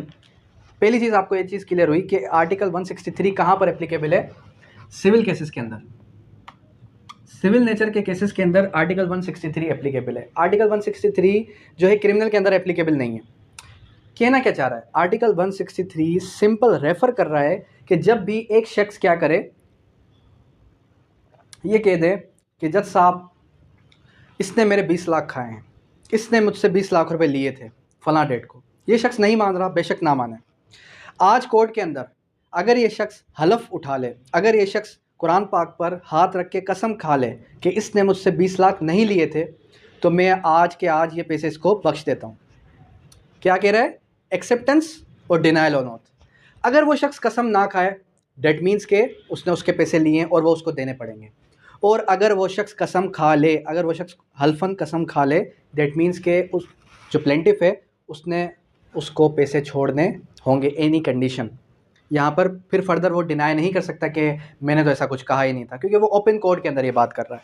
तो ये भी एक जो है एक्सेप्शन मिल जाती है प्लेंटिफ और डिफेंडेंट को। 164 मॉडर्न डिवाइसेस के बारे में। मॉडर्न डिवाइसेस, अच्छा 164 किस चीज़ के बारे में बात कर रहा है कि जितने भी मॉडर्न डिवाइसेस हैं, सीसीटीवी, मोबाइल फ़ोन्स, व्हाट्सअप, या फिर जो है हमारे पास जितने भी टेलीविज़न, रेडियो, ये सब के सब क्या हैं, एडमिसिबल इन कोर्ट है। अच्छा अब आप ये भी कहेंगे कि सर जो एआई का दौर आ चुका है, जो रोबोटिक दौर आ चुका है, आर्टिफिशियल इंटेलिजेंस के थ्रू एक पिक्चर को कन्वर्ट किया जा सकता है वीडियो के अंदर। अगर आपने मेरी यहाँ पर एक पिक्चर ले ली, मैं कुछ मूव नहीं कर रहा, लेकिन एआई जो सेरा अभी ओपन हुआ है, एआई सेरा, उसके अंदर इतनी कैपेबिलिटी है कि वो मेरी पिक्चर को मूव ऑन कर सकता है। आपको लगेगा कि वो मेरी वीडियो है, लेकिन वो मेरी एक्चुअल वीडियो नहीं होगी, उसके अंदर कुछ अभी भी इम्प्रूवमेंट की ज़रूरत है। तो क्या कल कला को पाकिस्तान के अंदर अगर वो लॉन्च हो जाती है, उसके थ्रू अगर कोई एविडेंस देना चाहे, तो फिर उसकी किस तरीके से एडमिसिबिलिटी चेक की जाएगी? क्योंकि डेफिनेट सी बात है, फिर वहाँ पर हम कहाँ चले जाएंगे, कहाँ जाएंगे हम, ओपिनियन ऑफ एक्सपर्ट्स। फिर जितने भी कंप्यूटर साइंस के माहिरीन हैं, जितने भी आर्टिफिशियल इंटेलिजेंस के माहिरीन हैं, वो बताएंगे कि आया कि ये जो पर्टिकुलर वीडियो है ये ओरिजिनल है या फिर एआई से जनरेटेड है, फॉरेंसिक होगी। ठीक है, तो यहाँ से आपको क्या मिला, मॉडर्न डिवाइसेस का भी पता चल गया, और आपने इसको किसके साथ कनेक्ट किया, as per opinion of experts, कि एक्सपर्ट्स ओपिनियन। मिसाल के तौर पे इसको एक और एग्जांपल लेते हैं, जैसे कि एक जो है सीसीटीवी फुटेज मिल जाती है। अब सीसीटीवी फुटेज भी क्या हो सकती है, सीसीटीवी फुटेज को भी मैनिपुलेट किया जा सकता है, तो उसकी भी क्या होगी, फॉरेंसिक होगी। जब उसकी फॉरेंसिक होगी, इस तरीके से होगी as per opinion of experts, article 59 से 65 तक। फिर हमें पता चल जाएगा कि क्या वो सही थी मॉडर्न डिवाइसेस की फुटेज या सही नहीं थी। ये हो गया आर्टिकल 164। उसके बाद मिसलिनियस कुछ चैप्टर है 165, ओवरराइड अदर लॉज। 165 ये कहता है कि ये सवार है, ये लॉ जो है आपका, ये सवार है दूसरे लॉज के ऊपर। अगर कोई और आपको लगता है कि कोई और प्रोसीजर है गवाही का, तो वो कुछ भी नहीं है। क्यों नहीं है, क्योंकि जितने भी पाकिस्तान के अंदर लॉज हैं उन सब पर एप्लीकेबिलिटी किसकी है, कानून शहादत ऑर्डर की, और कानून शहादत ऑर्डर के तहत हर शख्स की गवाही ली जाएगी, except arbitration and family cases. ठीक है, अगर आपको ये याद नहीं रहता कि जुडिशल, कोजाई जुडिशल या जो है अब क्रिमिनल, सिविल, आपने क्या याद रखना है, फैमिली एंड आर्बिट्रेशन में कानून शहादत ऑर्डर एडमिसिबल नहीं है। इससे हट के जितने भी हैं उन सब पर एडमिसिबल है। ठीक हो गया, यहाँ तक क्लियर हो गया। उसके बाद 166 क्या है, रिपीलिंग क्लास, के रिपील हो गया ये पर्टिकुलर सेक्शन। अब हम क्या करते हैं, अब हम जो है एक क्विक रिवीजन करते हैं। मिसाल के तौर पे मैंने आपको आर्टिकल 3 बताया। आर्टिकल 3 किस चीज़ के था, कॉम्पिटेंसी ऑफ विटनेस, कि हर शख्स गवाही दे सकता है। प्रोटेक्टेड कम्युनिकेशन क्या था, आर्टिकल 4 से लेकर 14 तक, कि जितने भी लोग फॉल करेंगे as per article 4 to article 14, इन सब को प्रोटेक्शन हासिल है कि ये लोग गवाही नहीं दे सकते इन पर्टिकुलर सर्कमस्टांसिस में। उसके बाद आर्टिकल 15 ने क्या बताया, इनक्रिमिनेटिंग क्वेश्चन, कि किसी भी शख्स को मजबूर नहीं किया जा सकता वो अपनी ज़ात के खिलाफ गवाही दे दे। फिर आगे आर्टिकल 16 क्या बताता है, अकम्प्लिस। अकम्प्लिस मीन्स शरीक जुर्म। शरीक जुर्म कौन होता है, जो शख्स क्या करे, लेस रोल प्ले करे किसी भी एक जो है क्राइम के अंदर। क्राइम पार्टनर आपने सुना होगा, लेकिन वो साथ नहीं होते, मर्डर नहीं करते, लेकिन वो उसकी हेल्प करते हैं, जिसको हम सलाहकार का नाम देते हैं। तो उसकी गवाही एडमिसिबल है, लेकिन हुदूद केसेस से हट के। फिर आ जाएगा आर्टिकल 17 के जितने भी आपके मैटर्स हैं कौन से, हुदूद के, वहाँ पर नंबर ऑफ विटनेस कितने होंगे। अच्छा, एक सवाल लास्ट टाइम आया था जिसमें अक्सर स्टूडेंट्स कंफ्यूज हुए थे, तो वो सवाल आपको रिवाइज करवा दूँ कि उसमें आया था कि 1 मैन 2 मेल और 1 मैन एंड 2 फीमेल। तो इसके अंदर अक्सर जो है ना और की जगह एंड था, कहीं एंड की जगह और था, तो अक्सर कंफ्यूज होने की वजह से रॉन्ग आंसर स्टूडेंट्स ने टिक कर दिया। अब देखें, आपने याद क्या रखना है, या तो 2 मर्द 2 मेल और बीच में क्या है, और का वर्ड है, 1 मैन एंड 2 फीमेल है, सही है। और इसकी जगह पे अगर 4 फीमेल्स का अगर ऑप्शन आ जाए और जहाँ पर आपको 1 मैन एंड 2 फीमेल्स का ऑप्शन नहीं नज़र आ रहा, तो आप 4 भी टिक कर सकते हैं, सही है। ये चीज़ कानून शहादत ऑर्डर के अंदर नहीं है, लेकिन फिर भी एज पर इस्लाम आप कर सकते हैं, और ये कुरान पाक के अंदर भी मेंशन है। अच्छा, उसके बाद आ जाएंगे हम relevancy of fact. Relevancy of fact के पूरे चैप्टर के अंदर क्या बात याद रखनी है, रेलेवेंट एंड इररेलेवेंट। कौन कौन से आर्टिकल के अंदर रेलेवेंट है, कौन कौन से आर्टिकल के अंदर इररेलेवेंट है। देखें, जब भी लॉ गेट के अंदर सवाल आएगा तो वो सवाल आपसे ये नहीं पूछेगा कि आर्टिकल 19 क्या कहता है, आर्टिकल 22 क्या कहता है, डिफाइन आर्टिकल 22। वो कहेगा एज पर आर्टिकल 19 कानून शहादत ऑर्डर सब क्लास 1। फिर वो आपको पूरी की पूरी स्टेटमेंट दे देगा, बताएगा, फिर एंड में ऑप्शन दे देगा रेलेवेंट, इररेलेवेंट, नॉट रेलेवेंट या नन ऑफ दीज। तो उसमें आपने क्या करना है, उसमें आपने टिक करना है रेलेवेंट पर, क्योंकि आपको आर्टिकल 19 के अंदर वर्ड क्या मिल रहा है, रेलेवेंट का वर्ड मिल रहा है। फिर आ जाए आप किसकी तरफ, article 22 identification period, no dummies होंगी, ये तो एक प्रोसीजर मैंने आपको बता दिया। लेकिन आर्टिकल 22 कह रहा है कि जब भी आइडेंटिफाई करना होगा किसी भी शख्स को कि ये शख्स मौजूद था नहीं था, तो उसके आइडेंटिफिकेशन करने के लिए क्या किया जा सकता है, आइडेंटिफिकेशन करने के लिए जो भी प्रोसीजर अडॉप्ट किया जाएगा वो क्या होगा, रेलेवेंट होगा, इररेलेवेंट होगा, वो होगा आपका रेलेवेंट। फिर प्ली ऑफ एलिबाई की तरफ जब हम आए, प्ली ऑफ एलिबाई क्या था, एल्सवेयर, तो अभी ये भी रेलेवेंट है, इररेलेवेंट है। जब ये अक्यूज बताएगा कि I was not present at the scene of crime, that means he is taking the plea of alibi, ठीक है, तो ये क्या है, ये भी एक रेलेवेंट है। एडमिशंस और कन्फेशंस भी क्या है, रेलेवेंट है। Persons can not be called as witness, dying declaration, मरता हुआ शख्स अगर बयान दे दे कि मुझे जो है मिस्टर फराज ने मारा और वो मर गया। अच्छा, मरना उसके लिए बड़ा ज़रूरी है, अगर उसको 20 गोलियां लगी हैं और वो बच जाता है तो वो डाइंग डिक्लेरेशन नहीं है, सही है। अगर वो शख्स मर गया तो मिस्टर फराज तो गया अंदर, ठीक है। उसके बाद आ जाता है expert opinion, opinion of expert. Opinion of expert के लिए याद रखना है कि कोई भी शख्स जो कि स्किल्ड हो, किस में स्किल्ड हो, आर्ट के अंदर, साइंस के अंदर, हैंड राइटिंग के अंदर। ये जो वर्ड्स हैं ना, ये वर्ड्स हाईलाइट कर लें। कौन कौन से वर्ड्स हाईलाइट कर लें, आर्ट, साइंस, इन चीज़ों पे अगर कोई शख्स माहिरीन है तो फिर उसको हम कहेंगे दे आर एक्सपर्ट्स। फिर फर्दर हैंड राइटिंग है, हैंड राइटिंग को मैच करने के लिए करेक्टर वेन रेलेवेंट, सिविल के अंदर नहीं है, क्रिमिनल के अंदर प्रीवियस करेक्टर रेलेवेंट है। ओरल और जो है प्राइमरी एविडेंस, ओरल और डॉक्यूमेंट्री एविडेंस के लिए क्या याद रखना है, oral evidence must be direct, और जहाँ पर ओरल और डॉक्यूमेंट्री दोनों आएंगे तो वहाँ पर आप क्या करेंगे, वहाँ पर आप तरजीह देंगे किसको, डॉक्यूमेंट्री को। ओरल क्लियर हो गया। अब प्राइमरी एंड सेकेंडरी क्या कहता है, कोई भी ओरिजिनल डॉक्यूमेंट, कोई भी मैं अगर लिख कर एक पेज पे एप्लीकेशन लिख कर दे दूँ और जो है अपना एडवोकेट का स्टैंप लगा के दे दूँ, तो वो क्या है, ओरिजिनल है, प्राइमरी है, सेकेंडरी है, नहीं, मैं लिख कर दे रहा हूँ एप्लीकेशन, स्टैंप लगा के दे रहा हूँ, सेकेंडरी। उसके बाद फिर क्या आ जाएगा, फिर आ जाते हैं पब्लिक एंड प्राइवेट। पब्लिक कौन से हैं? जिस तक कोई भी ऐसा डॉक्यूमेंट जिस डॉक्यूमेंट तक हर शख्स की रसाई है, हर शख्स की रसाई उस डॉक्यूमेंट तक है, वो क्या है? पब्लिक। और प्राइवेट क्या है? नहीं, आप और मैं एक म्यूचुअल कॉन्ट्रैक्ट करते हैं, हर शख्स उसको नहीं देख सकता, प्राइवेट। प्रिजम्पशंस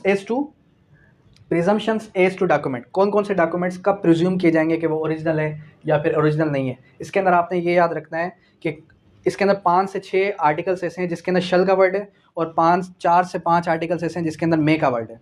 क्योंकि लास्ट टाइम 2 लॉ गेट होने से पहले एक ऐसा लॉ गेट था जिसके अंदर 27 से 28 सवाल मे और शल के आए थे। ठीक है, तो इन 10 आर्टिकल्स में से अगर कहीं मे या शल का सवाल आ जाए तो आपको जहन में हो किस आर्टिकल के अंदर मे है, किस आर्टिकल के अंदर शल है। कॉन्सेप्चुअल जितने भी सवाल थे मैंने आपको सब क्लियर करा दिए। बैरेक्ट्स नहीं पढ़ेंगे तो आप क्लियर नहीं कर सकते, क्योंकि ये लॉ गेट अब सिर्फ वही स्टूडेंट पास कर सकता है जिसकी बैरेक्ट पर भी कमांड हो और कॉन्सेप्ट्स भी क्लियर हो। उसके बाद क्या आ जाएगा? उसके बाद आ जाएंगे हम किसकी तरफ? Exclusion of oral. जब आप ओरल लेके आए, मैं डॉक्यूमेंट्री ले गया, तो मेरी बात को ज़्यादा अहमियत दी जाएगी। सही है। फिर आ जाएंगे facts which need not to be proved. कौन कौन से फैक्ट्स हैं? Admitted facts need not to be proved, यानी ऐसी हकीकतें जिनको कोर्ट क्या करे, जिसको जो एडमिटेड हो, ऑलरेडी एडमिटेड हो, हम दोनों एडमिट करते हैं, हमारे बीच में कॉन्टैक्ट हुआ है, तो इसको साबित करने की ज़रूरत हरगिज़ नहीं है। अंडरस्टैंड? इसको साबित करने की ज़रूरत नहीं है। फिर आ जाएंगे किसकी तरफ? स्टॉपल की तरफ। अगर कोई शख्स डिक्लेयर कर दे, अगर कोई शख्स क्या कर दे? डिक्लेरेशन कर दे, और डिक्लेरेशन करने के बाद वो ये कह दे कि मैं 20 लाख रुपए इसको गिफ्ट के तौर पे देता हूँ, बाद में वो अपनी बात से मुकर नहीं सकता। और स्टॉपल कहाँ पर एप्लीकेबल है? As per article 45 admission acts as estoppel. अच्छा, अगर ऑप्शन आ जाए कि एडमिशन एक्ट्स एज डैश, तो उसके अंदर अगर 3-4 ऑप्शन आएंगे तो आपने किस पे टिक करना है? स्टॉपल पे। सही है। एज पर आर्टिकल 45 वो आपको यूं ही देगा, एज पर आर्टिकल 45 कानून शहादत order dash acts as estoppel, फिर ऑप्शन देगा एडमिशन, कन्फेशन, या फिर कोई और ऑप्शन दे देगा, नन ऑफ दीज। आपने किस पे करना है? किस पे करना है? एडमिशन पे। मतलब एक बार आपने एडमिट कर लिया, बाद में मुकर नहीं सकते, कन्फेशन से डिटेक्ट कर सकते हैं। फिर किसकी तरफ आएंगे हम? फिर आ जाएंगे, स्टॉपल हो गया। Burden of proof. Burden of proof क्या कहता है? 12 सबूत किस पे होगा? कौन साबित करेगा कि जुर्म किसने किया है? जो असर्ट करेगा, जो कोर्ट के अंदर वो केस लेके आएगा, वही शख्स साबित करेगा कि उसने, अक्यूज ने वो जुर्म किया है। अक्यूज साबित नहीं करेगा, और benefit of doubt always goes in the favour of accused. अगर किसी भी किस्म का डाउट क्रिएट हो गया, देखें, जब आप अक्यूज की तरफ से एडवोकेट हैं, ये मैं आपको प्रैक्टिकल चीज़ें इसलिए बता रहा हूँ ताकि कल कला को जब आप एडवोकेट बने, मुझसे इंटरेक्शन होने का मौका मिले या ना मिले, जब आप अक्यूज की तरफ से एडवोकेट होंगे तो क्या होगा? तो आपने डाउट्स क्रिएट करने होंगे। प्रॉपर जो एक चेन होती है ना, उस चेन को तोड़ना होगा। चेन एक जो है अक्रंस होने से लेके एक जुर्म होने तक, यानी कि प्रिपरेशन से लेके जुर्म होने तक की जो एक ट्रांजैक्शन है पूरी की पूरी, उसकी जो चेन है, उस चेन को ब्रेक करना होगा। चेन को ब्रेक किस तरीके से करेंगे? आप ये कह दें किसी में चीफ में कुछ और कह रहा है और क्रॉस में कुछ और कह रहा है, कॉन्ट्राडिक्शन ले आए, वो जो डाउट्स हैं वो हमेशा अक्यूज़ की तरफ जाएंगे। क्लियर है? क्योंकि अक्सर जब वकालत में आएंगे आप क्रिमिनल साइड में, तो आप जो है अक्यूज़ की साइड से ही होंगे, क्योंकि जो प्रोसिक्यूशन है वो तो एडीपीपी वहाँ से होता है। ठीक है, कई केसेस में होती है। हाँ, कई केसेस में होती है, लेकिन अक्सर अमूमन हमें जो है अक्यूज़ की साइड से ही केसेस मिल रहे होते हैं। फिर हम किसकी तरफ आएंगे? 128 भी क्लियर हो गया। Legitimacy of child. कोई भी बच्चा जो शादी होने के 6 महीने के बाद पैदा होता है वो भी जायज़ है, और 2 साल के अंदर अंदर शादी ख़त्म होने के बाद पैदा होता है वो भी जायज़ है। अब क्यों, क्या, कैसे, इसको छोड़ दें। 129 प्रिजम्पशंस एज टू फैक्ट्स। हकीकतों के बारे में, अगर किसी के पास चोरी का सामान, चोरी का असला बरामद होता है, तो कोर्ट प्रिज्यूम करेगी कि वो उस शख्स ने चोरी की है।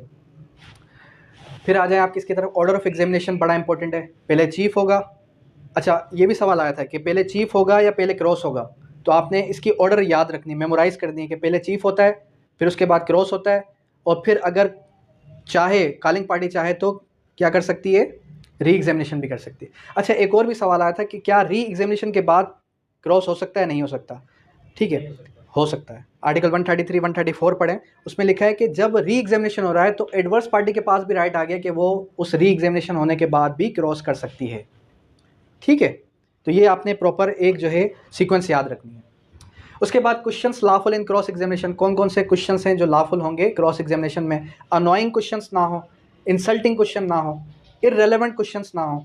सही है, इस तरीके कार के क्वेश्चंस ना हो जिससे अगले की जो है कैरेक्टर या फिर उसके एहसासात मजरूह हो रहे हैं। सही है। फिर आ जाएगा आर्टिकल 150। 150 किस चीज़ के बारे में? 150 जो है questions by his own witness. अगर आपको लग रहा है कि आपका गवाह मुनहर्रिफ हो चुका है, यानी आपका गवाह क्या हो चुका है, आपके ही वर्जन के खिलाफ जा चुका है, तो आप उससे वो सवालात कर सकते हैं जो एडवर्स पार्टी कर सकती थी क्रॉस के अंदर। और जब आप उससे वो सवालात करेंगे तो वो सवालात इस नेचर के होंगे कि उसको ऐसा फील हो कि ये मुझे मेरा क्रॉस कर रहा है। और अक्सर ये हमने देखा प्रैक्टिस के अंदर कि ऐसा कब होता है, ऐसा सिंपली तब होता है कि जब जो कॉलिंग पार्टी का विटनेस होता है वो एडवर्स पार्टी से ब्राइब्ड हो जाए। ठीक है, ये हो गया। फिर उसके बाद आ जाएंगे most important article 155, refreshment of memory. Refreshment of memory क्या कहती है? रिफ्रेशमेंट ऑफ मेमोरी ये कहती है कि जब भी कोई भी पार्टी मेमोरी को रिफ्रेश करने के लिए कोई भी पर्टिकुलर डॉक्यूमेंट ओपन करेगी तो एडवर्स पार्टी का राइट आ जाएगा कि एडवर्स पार्टी क्या कर सकती है, एडवर्स पार्टी उस डॉक्यूमेंट को रीड कर सकती है, चाहे वो डॉक्यूमेंट प्रिविलेज है, चाहे वो डॉक्यूमेंट किस भी नेचर का है। क्लियर है ये चीज़? उसके अलावा फिर आ जाएंगे हम 163, डिनायल ऑन ऑथ, एक्सेप्टेंस और डिनायल ऑन ऑथ। जब भी कोई पार्टी क्या करे, एक्सेप्ट करे या डिनाई करे। अब फैसला एंड हो ही नहीं रहा, सालों साल चल रहा है, मुकदमा सिर्फ 20-30 लाख रुपए का है, तो पार्टी ये कह दे कि ये हलफ उठा दे, अगर इसने ये पैसे नहीं लिए तो मैं आज के आज इसको माफ़ करूँगा, तो फिर इसने या तो एक्सेप्ट या तो deny. 164 modern devices. Modern devices यानी कि जितनी भी आज के दौर की मॉडर्न डिवाइसेस हैं वो सारी की सारी एडमिसिबल हैं। अच्छा, कुछ जो है ऐसे भी सवाल आते हैं जो आपको ऐसा लगता है कि ये कानून शहादत ऑर्डर से नहीं आए। वो कौन कौन से सवाल आते हैं कि कानून शहादत ऑर्डर ने किस लॉ को रिपील किया? ये कानून शहादत ऑर्डर के अंदर लिखी है नहीं लिखी, आपने याद रखना है। इंडियन एविडेंस एक्ट 1972, ठीक है, उसको इसने रिपील किया। और रिपील कब हुआ था, रिपील कौन सी डेट को हुआ था, ये भी सवाल आ जाता है कि on which date Indian evidence act was repealed, जिस डेट को कानून शहादत ऑर्डर पास हुआ। सही है। अच्छा, ये जो हमारे पास प्रोसीजरल लॉज हैं, जो 4 मेजर लॉज हैं, कौन कौन से? पीपीसी, सीआरपीसी, क्यूएसओ और सीपीसी। इनकी date of enactment, date of enforcement आपने याद रखनी है। किस लिए याद रखनी है? क्योंकि इनमें से एक बार कोई ना कोई एक सवाल ऐसा आ जाएगा जो कि डेट ऑफ इनेक्टमेंट या डेट ऑफ इन्फोर्समेंट से कनेक्टेड होगा। किससे कनेक्टेड होगा? Date of enactment, date of enforcement से कनेक्टेड होगा। ठीक है। अच्छा, अब कुछ बेसिक टिप्स बता दूं आपको कि लॉ गेट में अक्सर स्टूडेंट्स किस वजह से फेल होते हैं, या फिर जो है किस वजह से अक्सर स्टूडेंट्स जो है 50 स्कोर नहीं कर पाते। एक बेसिक ओवरव्यू दे दूं। देखें, जब आप लॉ गेट देने जा रहे हैं उससे पहले आप कहते हैं मेरी तैयारी 100% है। जब पेपर सामने आता है स्टूडेंट्स पैनिक हो जाते हैं। पैनिक होने का रीज़न क्या होता है? पैनिक होने का रीज़न ये कि ये सवाल तो मैंने पढ़ा ही नहीं है, ये सवाल तो मुझे आता ही नहीं है। कोई भी स्टूडेंट जब भी एक 100 मार्क्स का पेपर ओपन करता है, 100 मार्क्स का पेपर ओपन करने के बाद वो एक गो थ्रू में एटलीस्ट 30 to 40 क्वेश्चंस टिक करेगा। आप ये नहीं कह सकते कि मुझे 100 के 100 आते हैं। सही है। मैं भी ये नहीं कह सकता कि मुझे 100 में से 100 आएंगे। एक दफ़ा जब आप उसको पढ़ेंगे थॉरली, मैक्सिमम कितने ठीक करेंगे? 30 to 40। सही है। फिर दोबारा अच्छा, अक्सर स्टूडेंट्स ये भी करते हैं, एक बार आधा घंटा वेस्ट कर देते हैं सिर्फ और सिर्फ क्वेश्चन पेपर को, बुक को पढ़ने में। जब उसने उसको वेस्ट किया, that means he has wasted his 30 minutes. बाकी बचे उसके पास 1.5 घंटा। 1.5 घंटे में कर पाए नहीं कर पाए। चीटिंग का तो कोई कॉन्सेप्ट दूर दूर तक है ही नहीं। हर किसी की बुक जो है चेंज होती है और क्वेश्चंस जो हैं वो शफल्ड होते हैं सेम है लेकिन क्वेश्चंस शफल्ड होते हैं। अब करना ये, आपने टाइम मैनेजमेंट करना सीखना है। टाइम मैनेजमेंट किस वजह से? जो मैंने आपको वेब जनरेटेड टेस्ट अलो किए थे उसमें आपने देखा होगा कि अगर उसके अंदर 20 क्वेश्चन हैं तो मैंने टाइम भी 20 मिनट्स ही अलो किया है।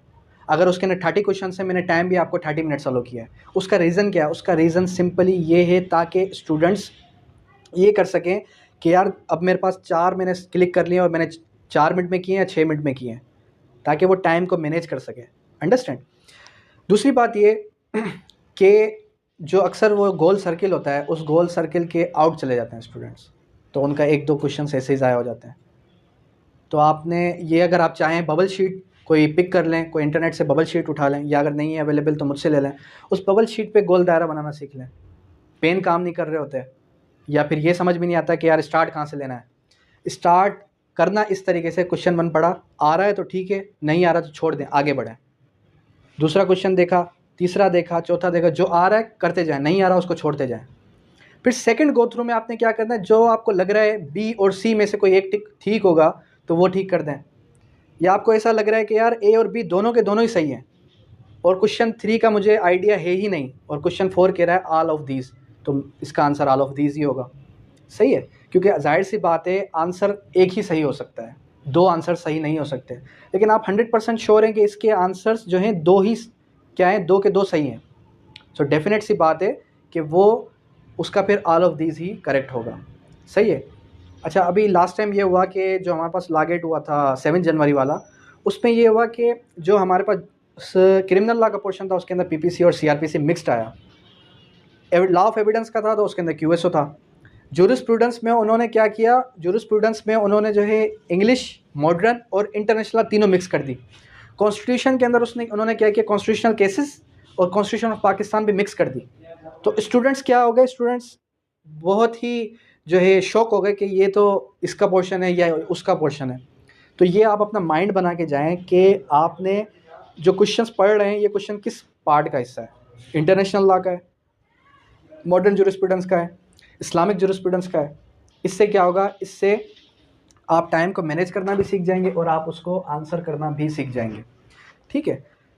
फर्दर रही बात कि नेक्स्ट क्लास जो हमारी होगी वो पाकिस्तान पेनल कोड पे होगी। कल इंशाल्लाह हम जो है इसी तरीके से पाकिस्तान पेनल कोड को रिवाइज़ करेंगे। अब इसके कितने मार्क्स थे, 20 मार्क्स थे। सीपीसी के कितने मार्क्स हैं, 20 मार्क्स हैं। और इसी के साथ लीगल एथिक्स, लीगल एथिक्स में कहता हूँ कि ईजीएस्ट पोर्शन है लागेट का। क्यों ईजीएस्ट पोर्शन है, क्योंकि उसके अंदर सिर्फ और सिर्फ 1.5 से 2 पेजेस हैं, और 1.5 से 2 पेजेस अगर आप मिनिमम 2 दफ़ा भी गो थ्रू करें तो आपको वो चीज़ें बेयर हो जाएंगी, जहनों में बैठ जाएंगी। ठीक है, कोशिश करें कि लीगल एथिक्स का जो 2 पेज हैं उसकी पिक्चर क्लिक कर लें बुक से, और वो पिक्चर आप जो है लास्ट डे पे भी अगर एक दफ़ा गो थ्रू करेंगे तो आपका लीगल एथिक्स में से 8 मार्क्स एनी हाउ आ जाएंगे। ठीक है, ये हो गया। उसके अलावा कॉन्स्टिट्यूशन ऑफ पाकिस्तान है। कॉन्स्टिट्यूशन ऑफ पाकिस्तान के अंदर जो मोस्ट इंपॉर्टेंट जो चैप्टर या पोर्शन है वो आपका आ जाता है किसका, वो आ जाता है आपका जुडिकाटर का चैप्टर। और जो लीडिंग केसेस का पोर्शन है, लीडिंग केसेस के अंदर जो आपका पोर्शन है वो शुरू के 4 केसेस हैं, उसमें से अक्सर सवाल पूछ लेता है वो, और लास्ट में से एक सवाल पूछता है वो। तो वो इस तरीके से आप मेमोराइज़ कर सकते हैं। इंटरनेशनल लॉ क्या है कि उसकी पूरी की पूरी एक बुक दी गई, बड़ा पोर्शन दिया गया है इंटरनेशनल लॉ का, जूरिस्प्रूडेंस का। तो जूरिस्प्रूडेंस के लिए मैं ये करूँगा कि आपको जो है एक एक क्लास के अंदर ही जूरिस्प्रूडेंस क्लियर करवा दूँगा, और इंटरनेशनल लॉ भी आपको एक क्लास के अंदर ही कवर करवा दूँगा, क्योंकि उसके वेटेज बहुत कम है। कोशिश क्या करनी है, कोशिश यही करनी है 20 और 10 मार्क्स को ज़्यादा प्रेफरेंस देनी है, 5 मार्क्स वाले पोर्शन को कम प्रेफरेंस देनी है, क्योंकि वहाँ आपके कहीं ना कहीं एनी हाउ दुक्के भी लग जाते हैं। ठीक है, अब ये था हमारा कानून शहादत ऑर्डर का पोर्शन। यहाँ तक कोई क्यूरी, कोई भी सवाल आप पूछ सकते हैं। Thank you, that's all.